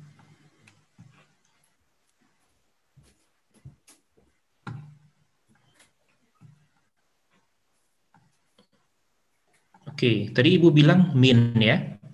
Jadi mean, median, min, max itu salah satu pekerjaan saya sekarang. Ini adalah output yang saya kerjakan tiap hari. Ini ada satu studi mengenai kanker hati. Bisa lihat nggak? Kelihatan ya. Bisa lihat ya? Ini output Ini dari adalah, output dari aplikasinya ini atau ya, bagaimana ini? enggak, ini output dari salah satu table Mm-mm, tadi, mm-mm. data presentasi yang saya hasilkan. Oke. Oke, jadi ini adalah satu studi kanker hati, Mm-mm. kayak gitu, di mana ada penyakit mengenai kanker hati dan kita coba metode dengan nama kontrol. Jadi kalau kalian lihat di sini, kita coba 2 periode. Periode pertama kita kasih obatnya, ya. Periode kedua, tahu nggak yang kita kasih apa? Placebo, obat Mm-mm. bohongan. Untuk kita ngetes apakah mana yang lebih efektif kayak gitu. Karena terkadang ada sugesti ya. Jadi terkadang makanya kita coba placebo juga kayak gitu. Gitu. Ini salah satu metodenya. Nah, Ibu tadi bilang apakah mean median statistik ini salah satu table saya yang saya produksi.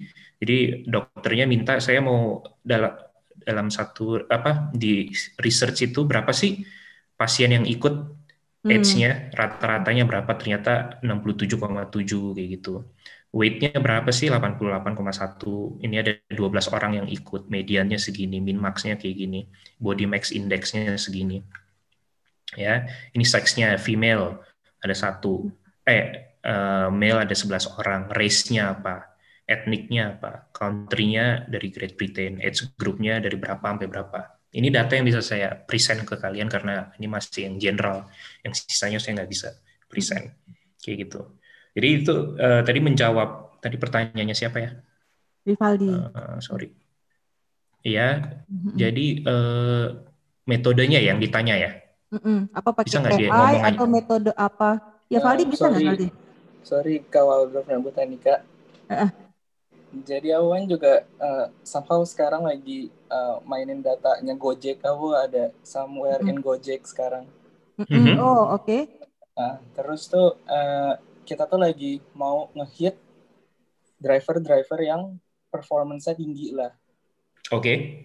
Which is there are so many parameters kan. There are so many. Nah, at first tuh mereka cuma ada 4 parameter.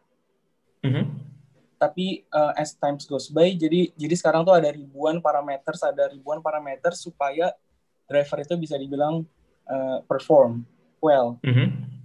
Nah, kalau di kedokteran kayak gini itu juga, contohnya kayak tadi vaksin, parameter supaya dia bisa dibilang perform well itu juga, itu tuh udah ada kayak doktrinnya kayak harus A, B, C, D, atau dia bakal ke-generate ke parameter-parameter lain gitu sih, Kak. Itu parameter apa indikator ya, Valdi ya? Jadi gini Valdi, ini kita biasa juga menggunakan p-value test ya. Jadi karena ini kita membandingkan antara obat yang beneran dengan placebo, apakah beneran obat yang beneran ini ada efeknya. Maka itu kita banyak juga menggunakan p-value kayak gitu. Jadi kita dari nol hipotesisnya kita bikin apa, dan apakah p-value-nya ini hasilnya itu mendukung nol hipotesisnya apa enggak. Itu salah satu statistik metodenya yang kita gunakan. Statistical analisisnya kayak gitu. Jadi gue hitung ini p-value-nya apa dengan metode t-test, dan nanti gue akan kirim ini ke dokternya dan dia yang akan memutuskan. Jadi kayak sebenarnya tuh udah ada ya kayak somehow kayak variabelnya untuk dia perform itu. Kalau kayak di Gojek itu kan pertama cuma ada 4 supply hour dan kawan-kawannya. Kayak dia online dan kawan-kawannya terus pernah cancel customer gak atau enggak, kayak gitu-gitu. Pertama cuma kayak gitu doang. Tapi karena ada ribuan driver, jadi kayak sekarang behavior mereka juga beda-beda. Behaviornya ya betul. Sama aja kayak obat ini kan ternyata ada jutaan behavior di dalam tubuh kita gitu kan. Betul. Nah, untuk ngehit dia bisa dibilang perform well itu tuh udah ada parameter indikator atau variabel yang pastinya di semua manusia bakal nerima itu jadi perform well, atau ini masih kayak dalam bentuk hipotesis gitu sih? Kayak belum jadi tahu kita perform well atau enggak gitu. Jadi saat kita merancang research ini, kita udah ada tujuannya dan kita udah buat indikatornya apakah obat ini perform well apa enggak. Jadi ada satu nanti kayak tadi dalam clinical research ini, nanti kita udah ada primary endpoint-nya apa. Jadi dari primary endpoint inilah, begitu kita lihat statistiknya masuk, kita bisa bilang bahwa obat ini perform well, yaitu dari pharmacokinetic concentration-nya. Oke, karena udah ada mutlaknya gitu ya. Iya, kayak gitu. Jadi kita nggak bisa, jadi sebelum saya membuat data statistik ini, kita udah buat dulu satu protokol atau satu dokumen namanya statistical analysis plan. Di statistical analysis plan ini udah dijabarin apa sih tujuannya dan apa sih primary endpoint-nya apa, primary objektifnya apa, secondary objektifnya apa. Nah, sisanya data-data kayak gini, saya X-ray, itu cuma data-data pendukung. Tapi ada satu data-data yang benar-benar menjadi disitulah suatu dokter itu bisa melihat, oke, ini perform well obat ini. Nah, maka kalau balik lagi ke case yang kamu, ya kamu juga harus buat satu statistical analysis plan kamu nanti. Kamu harus koordinasi dengan orang-orang, customer kamu atau bos kamu. Bagaimana kita bisa bilang ini perform well gitu. Kalian harus menjabarkan kayak gitu. Data mana yang kita ambil supaya kita bisa bilang si tukang ojek ini perform well kayak gitu. Biasanya ada bikin 5 parameter dengan ada KPI-nya biasanya. Kayak gitu. Oke, cukup sih. Thank you banget Kak Waldorf dan Bu Tanika. Thank you Valdi, menarik sekali. Saya juga baru dapat kabar dari Valdi nih, udah lama nggak ketemu ya Valdi. Sekarang di Gojek Valdi. Iya, kayak joint venture Gojek sama Astra gitu sih Bu. Oke, very interesting. Kapan-kapan kita ngobrol. Boleh juga tuh, big data juga ya kamu ya? Iya, dua big data gitu sih, jadi harus dijadiin satu. Keren. Oh, kayak gitu. Pakai program apa? Pakai Microsoft terus sih, jadi kayak pakai Power BI dan kawan-kawannya. Oh, pakai Power BI, oke. Iya. Iya, kamu bisa, ini sih menurut aku kalian harus duduk bareng itu dengan customer-nya. Kita mau primary objektif kita apa? Sama yang kayak kami lakukan juga di clinical research itu, sebelum kita mendesain semuanya ini, kita tanya ke customer-nya, kamu maunya primary objektifnya apa? Karena ada banyak sekali parameter. Iya. Kayak gitu. Iya, super banyak. Kalau nggak kita nggak akan mendapatkan apa yang kita mau ya. Maksudnya kita akan tersesat aja di data itu. Data itu kayak hutan aja itu. Iya. Apalagi kalau Kak Waldorf ya, Valdi, Kak Waldorf ini kliennya nih dokter ya, Kak Waldorf.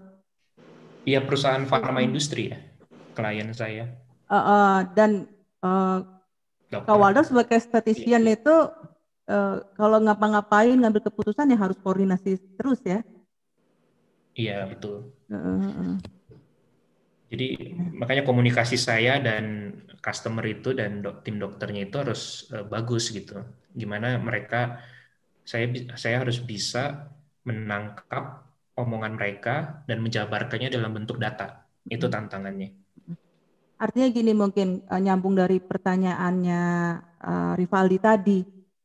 Kalau saya sih melihatnya gini, parameter atau variabel atau indikator lah, saya nggak tahu yang spesifik di bidangnya Kak Waldorf gitu ya. Kalau sudah punya istilahnya rencana pengolahan data, ya berarti itu diikuti sampai keluar hasil. Kalau ada pengolahan lanjutan atau ulang, berarti kan hasil dari temuan didiskusikan dengan klien, kemudian bikin plan lagi baru gitu ya. Atau bagaimana? Atau saya salah? Iya, sama persis sih gitu. Kayak gitu memang. Jadi bisa berubah gitu ya. Pasti. Jadi kita ini sebagai data engineer ini benar-benar tergantung dari kliennya mau apa. Jadi ya benar-benar semua data statistik yang tadi saya tunjukin ke ibu itu adalah based on customer request. Oke. Nanti kalau jadi sudah selesai baru dievaluasi gitu ya. Betul. Gitu. Kita sama sebagai ya? big data iya sama. Cuma dia si Rivaldi siapa tadi sorry namanya? Rivaldi iya betul. Nah, Rivaldi mungkin dalam case-nya ini ya data Gojek. Kalau saya data mengenai clinical trial kayak gitu. Wah, ada Kak Rehan. Apa kabar Kak Rehan? Oke. Lohan. Teman lama nih. Ini kemarin summer saya ketemuan nih sama dia Bu dan keluarga. Iya, saya lihat fotonya tuh. Asik banget. Oke. Nah, Kak Waldo, sebenarnya masih banyak banget yang mau ditanya. Ini, yang mau Silakan, ditanya. Bu. Menurut Kak Waldo, jadi sekarang udah berapa tahun kerjanya di Jerman? Yang perusahaan sekarang 5 ya? Perusahaan sekarang 5. Nah, pastinya kan Kak Waldo juga ada ngobrol sama teman-teman yang lain, sama saudara gitu ya. Kalau menurut Kak Waldo tuh kerja di Jerman enak nggak? Atau mungkin barangkali ada yang lebih menarik, misalnya mungkin lebih enak kayaknya di Australia atau di USA atau negara lain di Eropa atau di Jepang, Korea, Singapura atau Indonesia atau Jerman sebenarnya udah enak banget gitu. Wah, ini mah bisa bias nih Bu kalau Nah, kalau buat Kak Waldo berarti subjektif aja berarti ya. Jadi subjektif. Ya kalau saya sih ada advantage dan disadvantage-nya Bu ya. Kalau saya sih sampai sekarang saya tetap suka kerja di Jerman. Saya pikir mereka cukup fair orangnya. Kayak gitu. Mereka udah ada sistemnya, udah ada jelas apa yang harus dilakukan. Kayak gitu. Dan kita juga they pay as well. Kayak gitu, dapat gajinya juga cukup bagus. Kita sebagai foreigner juga bisa menunjukkan kita bisa bersaing di sini gitu. Kalau kita punya satu skill, salah satunya kita kalau di big data kayak gitu. Tapi kekurangannya juga orang Jerman juga orang yang suka berdebat. Jadi bukan orang kayak Indonesia kayak gitu, orangnya mau berdebat mulu kayak gitu. Itu juga tantangan buat saya dan juga orangnya cukup strict kayak gitu. Kalau A ya A, B ya B kayak gitu. Jadi dari advantage dan disadvantage ini sih saya ngelihatnya sampai sekarang sih saya kira enak Bu kerja di Jerman kayak gitu. Apalagi kita Swiss German University ya, sebenarnya jalan kita kan tadinya dari semester 6 itu kita udah bisa buat satu first step kemana nanti kita akan loncat kayak gitu. Jadi saya sih sampai sekarang tetap maunya di Jerman kayak gitu untuk ngumpulin pengalaman.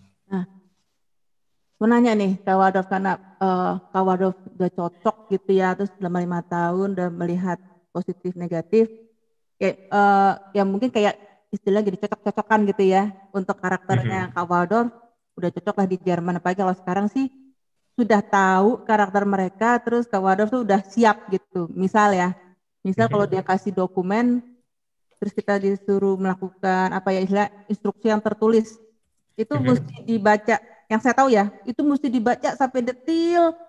Kalau sampai kita nanya pada udah ditulis di situ, kayaknya kesel tuh orang Jerman.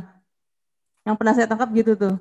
Jadi kita memang kalau kerja tuh mesti teliti, nggak boleh kolokan lah istilahnya gitu. Benar Iya sih, apa gimana? Apa mungkin barangkali gini Kak Waldorf, ini kan adik-adiknya nih ada yang belum ngerasain ke Jerman. Mungkin kayak yang mau ngomong Jerman siap-siap deh.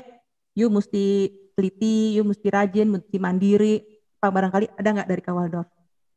Ya sih, itu juga saya sering juga dapat feedback ya di kantor dari bos saya juga. Ya berapa kali dibilang kan udah ada di situ, kenapa lu nggak baca bahasa ininya kayak gitu ya. Jadi emang apa yang ibu bilang itu benar, terutama dalam clinical research ini itu kan semua protokol semua ya, isinya tuh semua paper yang banyak kan saya harus baca kayak gitu. Begitu bahasa Jerman lagi ya? Bahasa Inggris sih. Bahasa Inggris? Bahasa Inggris. Oh lumayan sih. Tapi tetap aja mesti teliti ya. Kadang kita bahasa Indonesia juga istilahnya kemampuan literasi atau apa ya. Jadi kalau baca sudah berhalaman tebal-tebal tuh kita nggak detil kayak lompat-lompat kan. Iya betul. Kayaknya kalau di Jerman tuh nggak bisa gitu ya. Iya, itu betul sih Bu. Itu juga kemampuan membaca literatur itu juga jadi satu tantangan buat saya. Saya yang dulunya membaca itu lambat dan cepat, ya sekarang saya harus dituntut untuk cepat gitu loh. Cepat dan benar dan lengkap ya. Iya, cepat, benar, lengkap, terus juga harus tepat gitu. Jadi kalau dulu, ya jadi harus screeningnya itu harus cepat gitu loh kalau baca protokol, oh ini. Itu salah satu tantangan juga sih. Itu juga mungkin kalian bisa latih ya. Dan bisa lihat gimana metodenya membaca dengan cepat. Apalagi saya ini, background saya bukan kedokteran, tapi protokol-protokol yang saya baca itu berhubungan semua dengan masalah biologi. Dimana ya terkadang saya benar-benar nul anung gitu. Ini apa sih? Dan terkadang ya saya harus lihat di Google, harus tanya ini sebenarnya apa kayak gitu. Itu tantangan juga buat saya. Saya engineer kan, kita banyakkan angka, ya nggak program. Tapi ini case saya nih di dalam clinical research dan banyak kan dari situ biologi dan cukup sulit awalnya buat saya. Saya benar-benar struggle di 1 tahun 2 tahun pertama. Terminologi dan istilahnya itu belum familiar ya. Jadi ya mungkin kalau sekarang sih udah ya Kak Waldorf ya. Betul. Tapi kayaknya kalau kedokteran tuh selalu aja deh ada istilah baru gitu. Bahasa Latin, terus juga dengan terminologinya mereka, bagaimana mereka membuat parameter, itu tantangan yang cukup berat buat saya.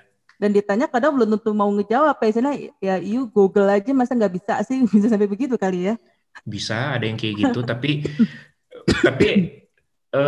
satu yang saya pelajari, lebih baik kata-kata malu bertanya sesat di jalan itu benar sih. Lebih baik kamu tanya dan mengakui kebodohan kita dibanding kita nggak bertanya terus setelah berapa lama kita benar-benar udah sesat kayak gitu. Tapi catatannya ya mesti yakin yang ditanya memang belum pernah ada di dokumen ya. Karena kalau ada di dokumen nanti gitu, you baca dong yang benar. Betul Bu. Maksudnya saat ya kan sekarang kita harus sudah ada taktiknya ya kalau mau nanya gitu. Jadi saya sekarang kalau meeting dengan klien, dengan customer, ada hal yang nggak saya ngerti, sebelumnya saya udah buat dulu draftnya Bu. Poin-poin kira-kira di mana yang masih abu-abu, yang saya bisa berargumen, baru saya tanya ke mereka. Dan selama ini sih metode kayak gitu cukup ampuh dan banyak dapat respect kayak gitu. Dibanding saya nanya buta. Jadi saya datang bukan nanya buta, tapi at least saya udah persiapan dan saya cuma nanya, bener nggak kalau saya kayak gini? Kenapa saya kayak gini? Karena dari yang saya baca kayak gini, tapi ternyata ada di dokumen lain yang berbeda. Jadi ada kontra argumen. Nah, bener nggak yang kayak gini? Jadi kayak gitulah Bu, kayak nanya konfirmasi. Nah, selama 5 tahun di sana, di awal-awal mungkin kan suka ada kejadian lah ya. Guru nulis kalau nggak baca sih, bahasanya gitu ya. Itu kita, haruskah kita take it personal atau kita besok gue nggak boleh gini lagi nih gitu. Sebenarnya kan ya istilahnya orang Jerman tuh straightforward ya. Kalau kita agak basa-basi, tapi kalau saya lihat mereka to the point gitu. Oh, mereka to the point sekali. Mereka orang yang sangat to the point, makanya kita nggak boleh terlalu baper kalau kerja di sini. Ya, saya lihat mesti begitu. Iya, Ya? jadi benar-benar sangat apa ya? Kalau kita kalau kita benar-benar masukin semua ke hati, mah kita udah bisa udah go pengen lah. pulang aja ke Indonesia. Iya, udah nangis dan pulang. Saya juga berapa kali dikonfrontir gitu di depan. Ya, jadi benar-benar kita harus mentalnya kuat juga gitu. Kalau enggak mah. Kalau dia udah begitu di pekerjaan, terus kemudian kan biasa kan setelah kantor mungkin ada kegiatan sosial ya. Kalau di sana mungkin yang minum lah ke bar atau apa itu kelihatannya ke bawah-bawah atau sebenarnya ya pokoknya urusan kerja tapi urusan sosial ya kita masih berteman gitu. Kalau di Jerman kita harus belajar. Kita harus belajar, Bu. Kayak gitu itu pernah juga terjadi pengalaman saya. Bos saya marahin saya hari sebelumnya, besok kan paginya dia datang, halo Waldorf. Mati gue, sial nih orang. Kayak gitu ya berarti ya. Ya, saya masih tampangnya puncak kayak gitu, tapi dia pagi-pagi halo. Oh, ya tapi disitulah ya karakter dibentuk ya Bu ya. Di situ pelajarannya kayak gitu. Oh ya udah, jadi masalah ini gitu. Sachlich ya, bahasa Jermannya sachlich. Ya, yang gue tekenin adalah yang lu salah di bagian ini kayak gitu. Yang bagian lain jangan lu bawa-bawa karena permasalahan ini gitu. Jadi membedakan. Tapi ya orang Indonesia juga mesti ngerti kalau udah halo, oh berarti dia udah lupa sama masalah. Enggak juga, masalah itu masih dicatat istilahnya. Cuman untuk pertemanan kita masih bisa gitu. Jadi selesaiin dulu masalah itu. Itu tetap harus diselesaikan masalahnya dan kebodohan itu jangan diulang lah istilahnya gitu ya. Kayak gitu Bu. Iya, memang. Ya udah habis, makanya saya bilang orang Jerman fair. Jadi begitu kita udah bilang oke, es tut mir leid, this is my mistake. Gue bilang oke, I will correct that. Ya udah, saya koreksi, oke, semua clear, kita clear, ya udah. Habis itu kita ketawa-ketawa lagi. Itu aja sih Bu. Memang harus belajar di sini. Mungkin jadi, kayak Kak Rehan bisa estetikan apa yang saya bilang. Jadi istilahnya ya, yang sekarang juga masih semester 1, semester 3, semester 5 yang mau berangkat ke Jerman, itu juga ya mungkin yang dibilang culture shock itu ya. Kita mesti siap dengan bahwa karakter orang Jerman kayak gitu. Mesti siap berarti ya. Oke, saya mau nanya satu ini Kak Waldorf yang dari pertanyaan saya terakhir, tapi nanti teman-teman kalau mau nanya boleh. Kalau ada hari ini atau suatu saat ada teknologi yang memungkinkan Kak Waldorf ketemu Kak Waldorf versi yang lebih muda, yang masih kelas 3 SMA. Oh gitu. Yeah. What will you say to him? Apa ya? Kan kalau Waldorf tadi cerita ya zaman S1 begini, zaman S2 gini, akhirnya mengalami apa sebelum kerja perusahaan, sekarang sempat kerja dulu tempat lain ya, terus ngambil kursus SAS gitu kan, akhirnya tempat sekarang gitu. Apa yang bisa Waldorf katakan to the younger version of you? Ya, saya sih akan bilang ya, jadilah orang yang lebih bertanggung jawab dan fokus kayak gitu. Kemarin nggak gitu? Enggak Bu. Kan saya bilang, saya kan pas 3 SMA saya nggak tahu mau ngapain. Tapi, makanya saya akan lebih bilang jadilah orang yang lebih bertanggung jawab. Nih karena saya akui sih dulu emang pas masa SMA itu tanggung jawab saya, fokus saya itu benar-benar belum ada sama sekali. Kalau ternyata gitu ya, kalau mesin waktu suka gitu, apa namanya sih ya, ada kayak butterfly effect atau apa itu? Ternyata dengan lebih bertanggung jawab terus nggak ketemu Kak Fendi. Iya, ya berarti berbeda lagi. Ya namanya jalan hidup gitu, Bu, kan? Berarti emang Bu. Kak Fendi itu memang titipan doa orang tua atau dari Tuhan untuk ngingetin lu mesti bener usaha gitu kan. Tuh. Ternyata dan karena lebih bertanggung jawab, ternyata jalannya di beda sama Kak Fendi. Gimana, milih mana? Ya bisa, ya saya nggak tahu ya kayak gimana ya. Mungkin kalau saya dulu top of the class juga, nggak sama kayak Fendi, mungkin saya berbeda kali jalannya jadi apa nih. Nggak mungkin di sini. Tapi cuman Bisa itu ya, jadi. kalau secara personal pokoknya lebih fokus sama lebih tanggung jawab ya. Sama ini Bu ya, pilihlah teman yang baik. Betul itu, betul. Teman yang Gitu. baik yang Jadi membawa kita bisa lebih gitu. baik ya, benar itu Kak Fendi. Bisa lebih baik. Jadi kalau kamu membuat kamu berteman dengan yang semuanya ngaco, ya kamu akan terikut gitu. Tapi kalau kamu berteman dengan yang baik, maka efeknya juga kamu akan jadi on the right track. Nah, Kak Waldorf kan melihat sosok teman satu nih ya, Kak Fendi ya. Mudah-mudahan nanti kita kapan ada bisa punya kesempatan untuk ngobrol sama Kak Fendi. Kebetulan saya juga waktu ke Jerman ketemu sama Kak Fendi ya. Melihat sosok Kak Fendi ini sebagai salah satu yang ngingetin Kak Waldorf waktu itu sekolah itu supaya bisa serius, ngambil keputusannya nggak salah gitu ya. Menurut Kak Waldorf, ada nggak teman di kelas atau mungkin di kelas yang lain atau mungkin di lingkungan rumah yang juga look up to you kayak gitu? Menjadikan, Kak Waldorf nih lagi ngingetin saya mesti belajarnya benar. Ada sih, ada di lingkungan saya yang di Jerman juga ada beberapa jadinya yang saya memposisikan diri saya seperti si Fendi sekarang. Baratnya pay it forward ya. Ya, pay it forward gitu. Sekarang dulu, kita tolong yang lain. Gitu. Dulu saya yang diajarin si Fendi kayak gimana, ya sekarang saya yang bisa ke orang-orang yang lebih muda, ya saya memposisikan diri saya seperti si Fendi kayak gitu dulu. Karena biasa dia ngejewer saya kalau saya udah mulai agak keluar track. Terakhir ketemu Kak Fendi kapan, Kak Waldorf? Kita sering teleponan sih Bu, tiap malam, nyaris 1-2 minggu sekali, kadang-kadang kita sering bertanya kabar atau ini. Aduh.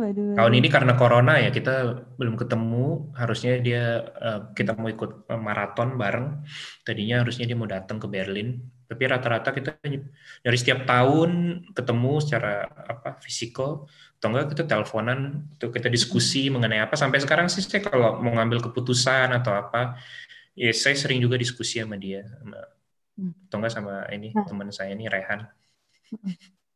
Mungkin gini Kak Waldorf, karena menyinggung COVID ya, jadi punya pertanyaan baru lagi nih. Menurut Kak Waldorf situasinya gimana? Kalau lihat Pfizer tadi itu, saya juga baca artikelnya ya, itu menarik sekali karena si saintisnya ini, kalau nggak salah suami istri, dia sebenarnya mengembangkan vaksin untuk COVID ini menggunakan logika yang sama saat mereka mengembangkan obat untuk kanker. Jadi imunitas tubuhnya ditingkatkan, berbeda dengan vaksin yang lain. Dan ceritanya gitu kan, orang tua pun bahkan bisa katanya yang dari Pfizer ini, karena beda dengan vaksin-vaksin yang lain. Yang lain kan orang tua di atas 65 nggak disarankan. Artinya kan ini ada harapan. Nah, situasi bisa membaik gitu ya. Membaiknya seperti semula atau tidak, kita nggak tahu. Kalau buat saya ya kayak penerbangan. Kita sekarang udah bisa nih pakai Zoom begini lancar. Artinya kita mau bikin alumni talk aja bisa online aja. Kak Waldorf masih di Jerman, Kak Rehan masih di Jerman, kita langsung aja gitu kan. Artinya mungkin ada penurunan kalau untuk pesawat ya, tidak setinggi dulu lagi, kita nggak pernah tahu itu. Nah tapi secara umum gitu ya, secara umum menurut Kak Waldorf, bagaimana situasi di Jerman mungkin setelah Februari atau Maret? Ini kan yang khawatir sekarang nih dari November sampai Februari karena akan musim dingin bisa tinggi ya.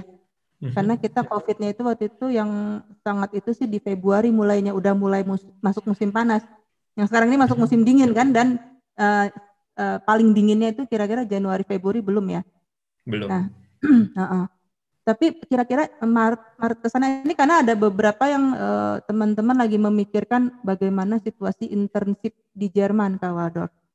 Beberapa sih sudah dapat, tapi yang kejadian tahun lalu ini ada Sabrina, masih nggak tadi? Ada Sabrina. Itu baru masuk berapa minggu terus karena COVID akhirnya work from home. Nah ini untuk ke depan, kalau nggak ada gambaran nggak apa-apa, tapi kalau ada gambaran kalau bisa di-share, kira-kira kalau kita berangkat ke Jerman nih Februari, sampai sana kita bisa work from office atau work from home juga? Kayaknya untuk sampai 2021 ya, kita bisa jadi work from home ini akan dibanyakin sih. Kayak gitu, karena dari karena dari vaksin sendiri gitu itu keluar, itu nggak bisa langsung di-deploy ke semua masyarakat ya, pasti kan bertahap. Jadi step 1 itu pasti yang diprioritasin itu orang-orang yang di rumah sakit, kayak gitu, suster-suster, dokter-dokter. Baru nanti step 2 mungkin summer baru nanti ke orang tua. Ya kita yang muda-muda ini pasti nanti step-step terakhir gitu. Summer tuh kira-kira Mei ya. Jadi kemungkinan memang kalau sekitar Maret sampai Agustus. Gini Bu, work from home kan sekarang. Work from home. Kalau di kantor saya itu mereka biasa juga ada fasenya. Jadi work from home itu dibikin 3 fase. Jadi fase 1 ada beberapa orang yang udah bisa datang. Fase 2 ditambahin lagi 50%, fase 3 75, fase 4 baru nanti 100% semua orang balik. Gitu. Jadi kalau angka COVID-nya makin menurun, mereka memperbolehkan kita untuk balik ke kantor juga. Kayak gitu, 50% digilir. Gitu. Nah, tapi saya khawatirkan juga ke kampus juga barangkali. Di kampus semuanya ya? Sekarang online. Sekarang semuanya online. Di kampus juga. Kayak gitu. Tapi ya mudah-mudahan kalau semua berjalan lancar, kalau 2022 lebih tinggi ya probabilitas bahwa kalau kita ke Jerman itu kalau mau ke kampus sudah bisa langsung ke kampus. Kalau kita internship berarti kita bisa kerja di kantornya langsung. Karena sampai Jerman kita work from home kayaknya kurang afdol gitu Kak Waldorf. Ya betul sih. Ya memang banyak juga yang kemarin udah mau berangkat, jadinya visanya ditunda ya sama pemerintah Jerman. Karena kan sempat lockdown bulan-bulan Maret, April itu semuanya banyak yang ditunda, yang saya tahu kayak gitu. Akhirnya diperbolehkan juga datang, tapi mereka ada ininya, nggak semuanya boleh datang, protokolnya dan semuanya nggak boleh datang. Kalau 2021 saya kira kondisinya bisa jadi mirip-mirip kayak gini, terutama di Jerman ya. Dan ini lagi musim winter sampai bulan-bulan Maret itu sepertinya kondisinya masih kayak gini gitu. Ada light lockdown, sampai benar-benar itu di-deploy ke semuanya. Mungkin 2022 mungkin akan lebih better. Ya kalau misalnya, makanya kalau misalnya kita mau yang ke Südwestfalen itu ya, ngambil course-nya di Februari kan ya. Kemudian sekitar Maret ke sini kita mulai internship, kemungkinan gitu ya. Jadi kalau sekolah juga online, kalau kerja masih online ya. Karena yang kata kita Kak Walter kan yang muda-muda mungkin baru Mei ya. Juni gitu kan baru dapat vaksin kan. Betul. Tapi gini Bu, kemarin itu kalau di bidang IT, makanya jangan tutup kemungkinan kalau di bidang IT kita tetap masih hiring loh. Nah itu yang saya mau tanya. Kalau misalnya perusahaan tetap masih hiring. Artinya kalau kita sebagai virtual employee gitu ya. Kalau saya gitu yang saya ngobrol sama siapa kemarin. Kalau kita work from home, apa bedanya sama kita dari rumah di Indonesia aja? Ya karena kalau di sini kan nanti mengenai asuransinya. Iya enggak, tapi kan yang di experience sama student kalau mereka magang di Jerman, terus isinya work from home gitu kan. Memang sih ya ada tetap catatannya, tapi kalau secara prakteknya itu apa enggak rasanya kayak sama aja kita work from home tapi di Indonesia perusahaannya satu di Jerman gitu? Kalau dari sisi know-how-nya dan teknologinya mungkin sama. Kayak gitu, kalau kita dari working from home dari Indonesia dan di sana dari Jerman sih mungkin bisa jadi nggak ada perbedaan ya. Di Jermannya kita di apartemen aja gitu kan? Ya, tapi ya bisa jadi sih. Tapi kalau memang ada kesempatan, karena untuk perusahaan-perusahaan IT dia tetap masih open. Kalau memang ada kesempatan dan bisa mereka mau sponsorship, coba aja. Siapa tahu tiba-tiba setelah kondisi berbeda, kamu bisa ada celah untuk bisa masuk. Gitu. Ya kalau celah sih ada, karena beberapa teman yang mau berangkat ini Kak Waldorf dapat pekerjaan udah di Jerman. Cuman gitu ada yang di kalau mana ke Jerman IT juga cuman, ya? Foodtech segala dapat Kak Waldorf. Cuman itu yang kita diskusikan kalau sampai sana work from home kan ya mungkin mainan pakai Trello, mungkin di sini masih ada nggak tadi Kak Sabrina tuh juga online Kak Sabrina? Pakai Trello.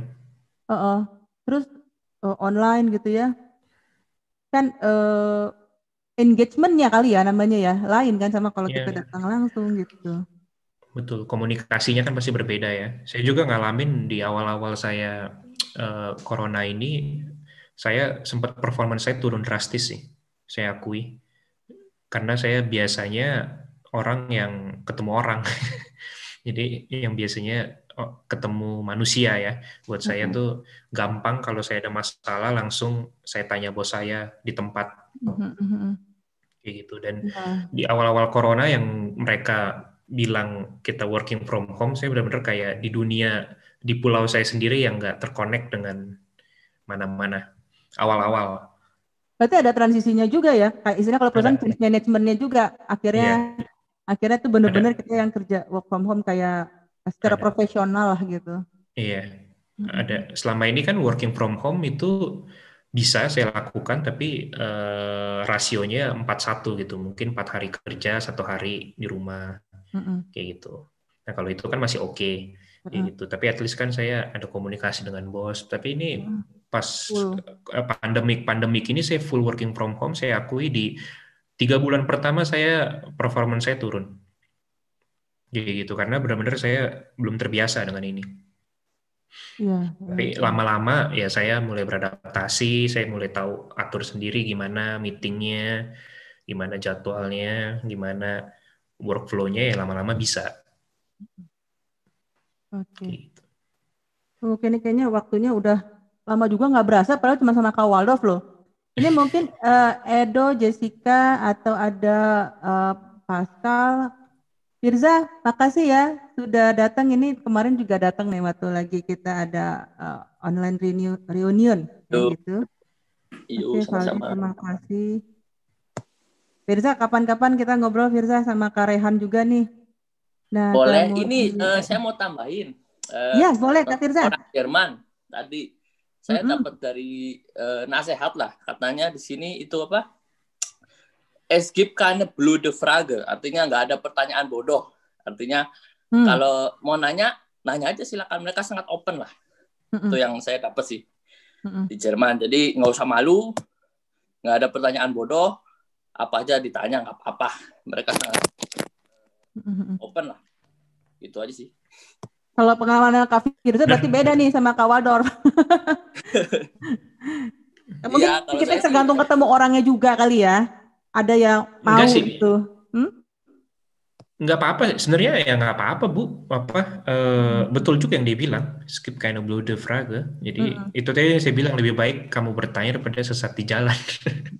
Tapi orang di Jerman ini Bu, budayanya kalau kita itu, jadi dari mereka kecil, mereka tuh dituntut untuk ngejawab. Kalau kita kan kalau di sekolah kita itu kan malu-malu ya kalau nanya, karena takut dijudge ya. Atau enggak kalau kita ngejawab salah takut dijudge ya kan. Kalau di sini saya lihat dari kecil mereka itu egal, mereka mau jawab yang nggak menjawab pertanyaannya itu, tapi yang penting mereka ngomong. Mungkin Firza. Jadi emang budayanya kayak gitu loh. Jadi budaya vokal. Nah, itu juga berarti mesti ini ya. Kak Firza nih, udah berapa tahun Kak Firza jadi perusahaan yang sekarang? Saya baru 3 tahun. Di Jerman juga ya Firza? Saya lupa. Iya. Saya di Cologne ya. Di Shell. Kemarin datang juga Kak Waldorf, ingat nggak yang waktu kita rame-rame itu? Kak Firza juga muncul. Gimana kondisi di Cologne, Firza? Sama aja kayaknya ya, restoran, take away semuanya, kafe. Kita nanti siang nih mau ke kafe tapi bingung tutup gitu kan, di luar dingin gitu. Jadi ya mungkin ya sama aja lah di Jerman menurut saya. Cologne merah sih, sudah 100-an lebih persentasenya merah itunya petanya ya. Coronanya juga. Tapi ya nggak apa-apa, sama aja lah. Dapat dikendalikan gitu. Mudah-mudahan ini sih tapi juga masih working from home ya? Masih working from home, tapi sebagian ada yang nggak bisa karena database-nya kan harus dari Shell-nya langsung. Intinya kabel nggak bisa dari server ya, lama gitu. Jadi kan SHP-nya gitulah gitulah. Bu, ini ada pertanyaan lagi nih dari Pascal ya. Tentang practical training. Walau kurikulum kita beda dalam waktu 9 tahun, practical training tetap sama. Jadi Ke ceritanya Waldorf gini, bagaimana? ke Waldorf. Kalau ke Waldorf, itu kan kalau ke Siemens dulu itu ya, training center, itu pas semester 3 full. Ya. Nah, kalau angkatannya Pascal ini, itu di break antara semester 2 dan 3. Jadi semester 3 tetap ada kuliah ke Waldorf. Oh gitu. Nah, mestinya kan Pascal dan teman-teman ini di bulan Juni sampai Agustus mereka magang admi, tapi kan masih tinggi dan dia di Cikarang, jadi kemarin ada pabrik yang 400 buruhnya itu kena COVID gitu kan, jadi admi juga nggak mau.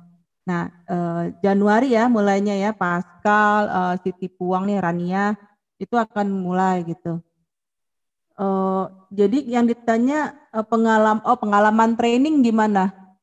Kalau mungkin gini, kalau ada pesan-pesan buat yang mau training mesti apa sih gitu? Ini kalau dia, mereka nih kalau hampir sama sih, dia ada ngebubut juga gitu ya, sama ada ya. ngelas gitu. Nah mungkin apa yang mesti diperhatiin sama mereka, Kak Waldo? Practical training itu ya, yang saya alami itu banyak kan mengenai know-how kita secara hard skill ya, gimana cara ngebubut, cara ini. Ya aku pikir sih enjoy inilah lakukan, just do it gitu. Kalau saya sih ngeliat nih, just do it, enjoy dengan training kamu kayak gitu. Jangan pernah berpikir bahwa wah gue ngebubut gunanya apa gitu. Karena suatu saat nanti dalam kehidupan kamu tuh pasti bisa berguna kayak gitu. Ya misalnya saya pelajari cara ngebubut, cara gimana elektrik atau apa ya di pekerjaan saya nggak pakai. Tapi begitu saya di Jerman karena saya tinggal sendiri, ya saya harus tahu gimana cara betulin lampu. Saya harus tahu gimana cara hard skill yang misalnya ada problem-problem di rumah yang harus saya gimana cara pasang elektriknya kayak gimana cara pasang ini itu ternyata berguna juga. Iya ya, kalau di sini mah kan tinggal cariin si Mamang gitu pasangin itu mah cariin si Mamang kan. Kayaknya MCB rusak tuh mesti diganti. Iya, gitu kan, diganti. Ini kan gampang. Sedangkan di sini semuanya nanti ya kamu pasang sendiri gitu ya. Bisa aja panggil tukang, tapi ya mahal banget kan. Ternyata skill-skill yang kayak gitu yang saya pelajari di Siemens itu, oh ternyata kayak gini ya. Oh benar kalau nanti lampu mati, ini ya yang saya harus cari ya. Oh di sini ya ternyata troubleshooting-nya. Oh kalau saya nanti mau pasang regale atau rak-rak atau apa. Oh ternyata ngegajinya ini ya ditukangin. Itu yang pengalaman itu yang ternyata nggak saya pakai di kantor, tapi di kehidupan pribadi saya di rumah yang saya pakai. Gitu. Makanya IKEA laku ya di Eropa ya. Kalau di sini kan kita cari. Kalau di sini tuh istilahnya IKEA-nya menawarkan servis untuk install. Enggak, kalau di kita sendiri. Nggak ada kan? Di sini juga ada Bu, tapi mahalnya setengah mati, sayang duitnya. Jadi di sini sih nggak begitu mahal buat kita. Oh iya. Orang Indonesia kan makannya beras, kalau di sana makannya steak. Kalau di sini beneran saya pasang semua nih mebel sama istri saya pasang semua kayak gitu. Bukan main. Itulah skill-skill yang sangat penting gitu. Jadi yang mau training diseriusin itu, belajar ngebubut, belajar ngelas, belajar yang listrik diseriusin karena itu memang diperlukan ya. Jadi kayak skill dasar buat kehidupan jadinya ya. Betul. Jadi itu skill dasar buat kehidupan. Nanti kalau kamu merantau jauh dari orang tua, terus di Indo kan kita apa-apa gampang panggil tukang. Kalau ini disitulah kita pakai. Oke. Rasanya sih mungkin masih ada pertanyaan lagi, tapi waktunya sudah 2 jam nggak berasa. Jadi sekarang saya mau invite foto bareng dulu, boleh ya? Boleh. Kamera on. Silakan yang masih ada kamera on, kita foto bareng kenang-kenangan. Hai Pascal, hai Edo, gimana kuliahnya? Ya, Bu, Tony. Lancar sih Bu, cuma frustrasi aja sih. Bu. Halo Brian, halo Jessica, Teresia, Nasya, Puang. Kak Firza bisa nggak on kameranya? Itu siapa itu Brian? Kak Firza. Kak Rehan boleh dibawa anaknya kalau mau foto bareng. Woi. Rey masih ada nggak Rey? Sabrina, Diva ada nggak di situ? Kamera on nggak? Oh, nggak bisa ya? Oke, kita foto yang ada aja ya. Berantakan, Bu. Siapa? Saya. Waduh. Diva. Diva. Ray nggak ada nih. Oke, kita foto ya. Nah, ini. Waduh, ada Rehan nih. Itu boneka-bonekanya. Aduh, manis-manis banget, Rehan. Lucu-lucu, Bu. Rehan and the gang nih. Mau buat tim futsal. Rehan pinter milih mamanya. Gak ada yang mirip Rehan itu. Mamanya pinter milih saya kali. Iya deh. Foto Nih, ya, bos kita Adidas, ya. Bu. Nah, ini buat yang udah lihat ya, jadi Kak Rehan ini juga tinggal di Jerman, di Nuremberg ya. Kalau Kak Waldorf di Berlin, kalau Kak Firza di Köln. Ya, kita foto ya. 1, 2, 3. Yang lain kalau mau print screen juga boleh. Ya, sebentar ya. Ya, udah kelihatan. Oke, terima kasih banyak untuk yang sudah datang. Mudah-mudahan tadi sharingnya dari Kak Waldorf bermanfaat. Tetap semangat. Yang di Jerman sehat-sehat semua ya. Ini sudah masuk winter, saya ikut doain dari sini ya. Itu deg-degan juga kalau winter kan Indonesia kan paling hujan gitu ya. Kalau waduh winter itu katanya virusnya itu lebih lama hidup. Nempel-nempel di mananya itu lebih tahan dia ya. Kalau di sini kan agak cepat mati gitu. Ya itu mudah-mudahan lah dalam lindungan Tuhan semuanya. Ya terima kasih. Saya tutup ya. Terima kasih banyak. Selamat sore. Oke deh. Selamat Terima siang kasih buat ya. yang di Dadah. Jerman. Terima kasih, Bu. Ya, makasih Kak. Makasih.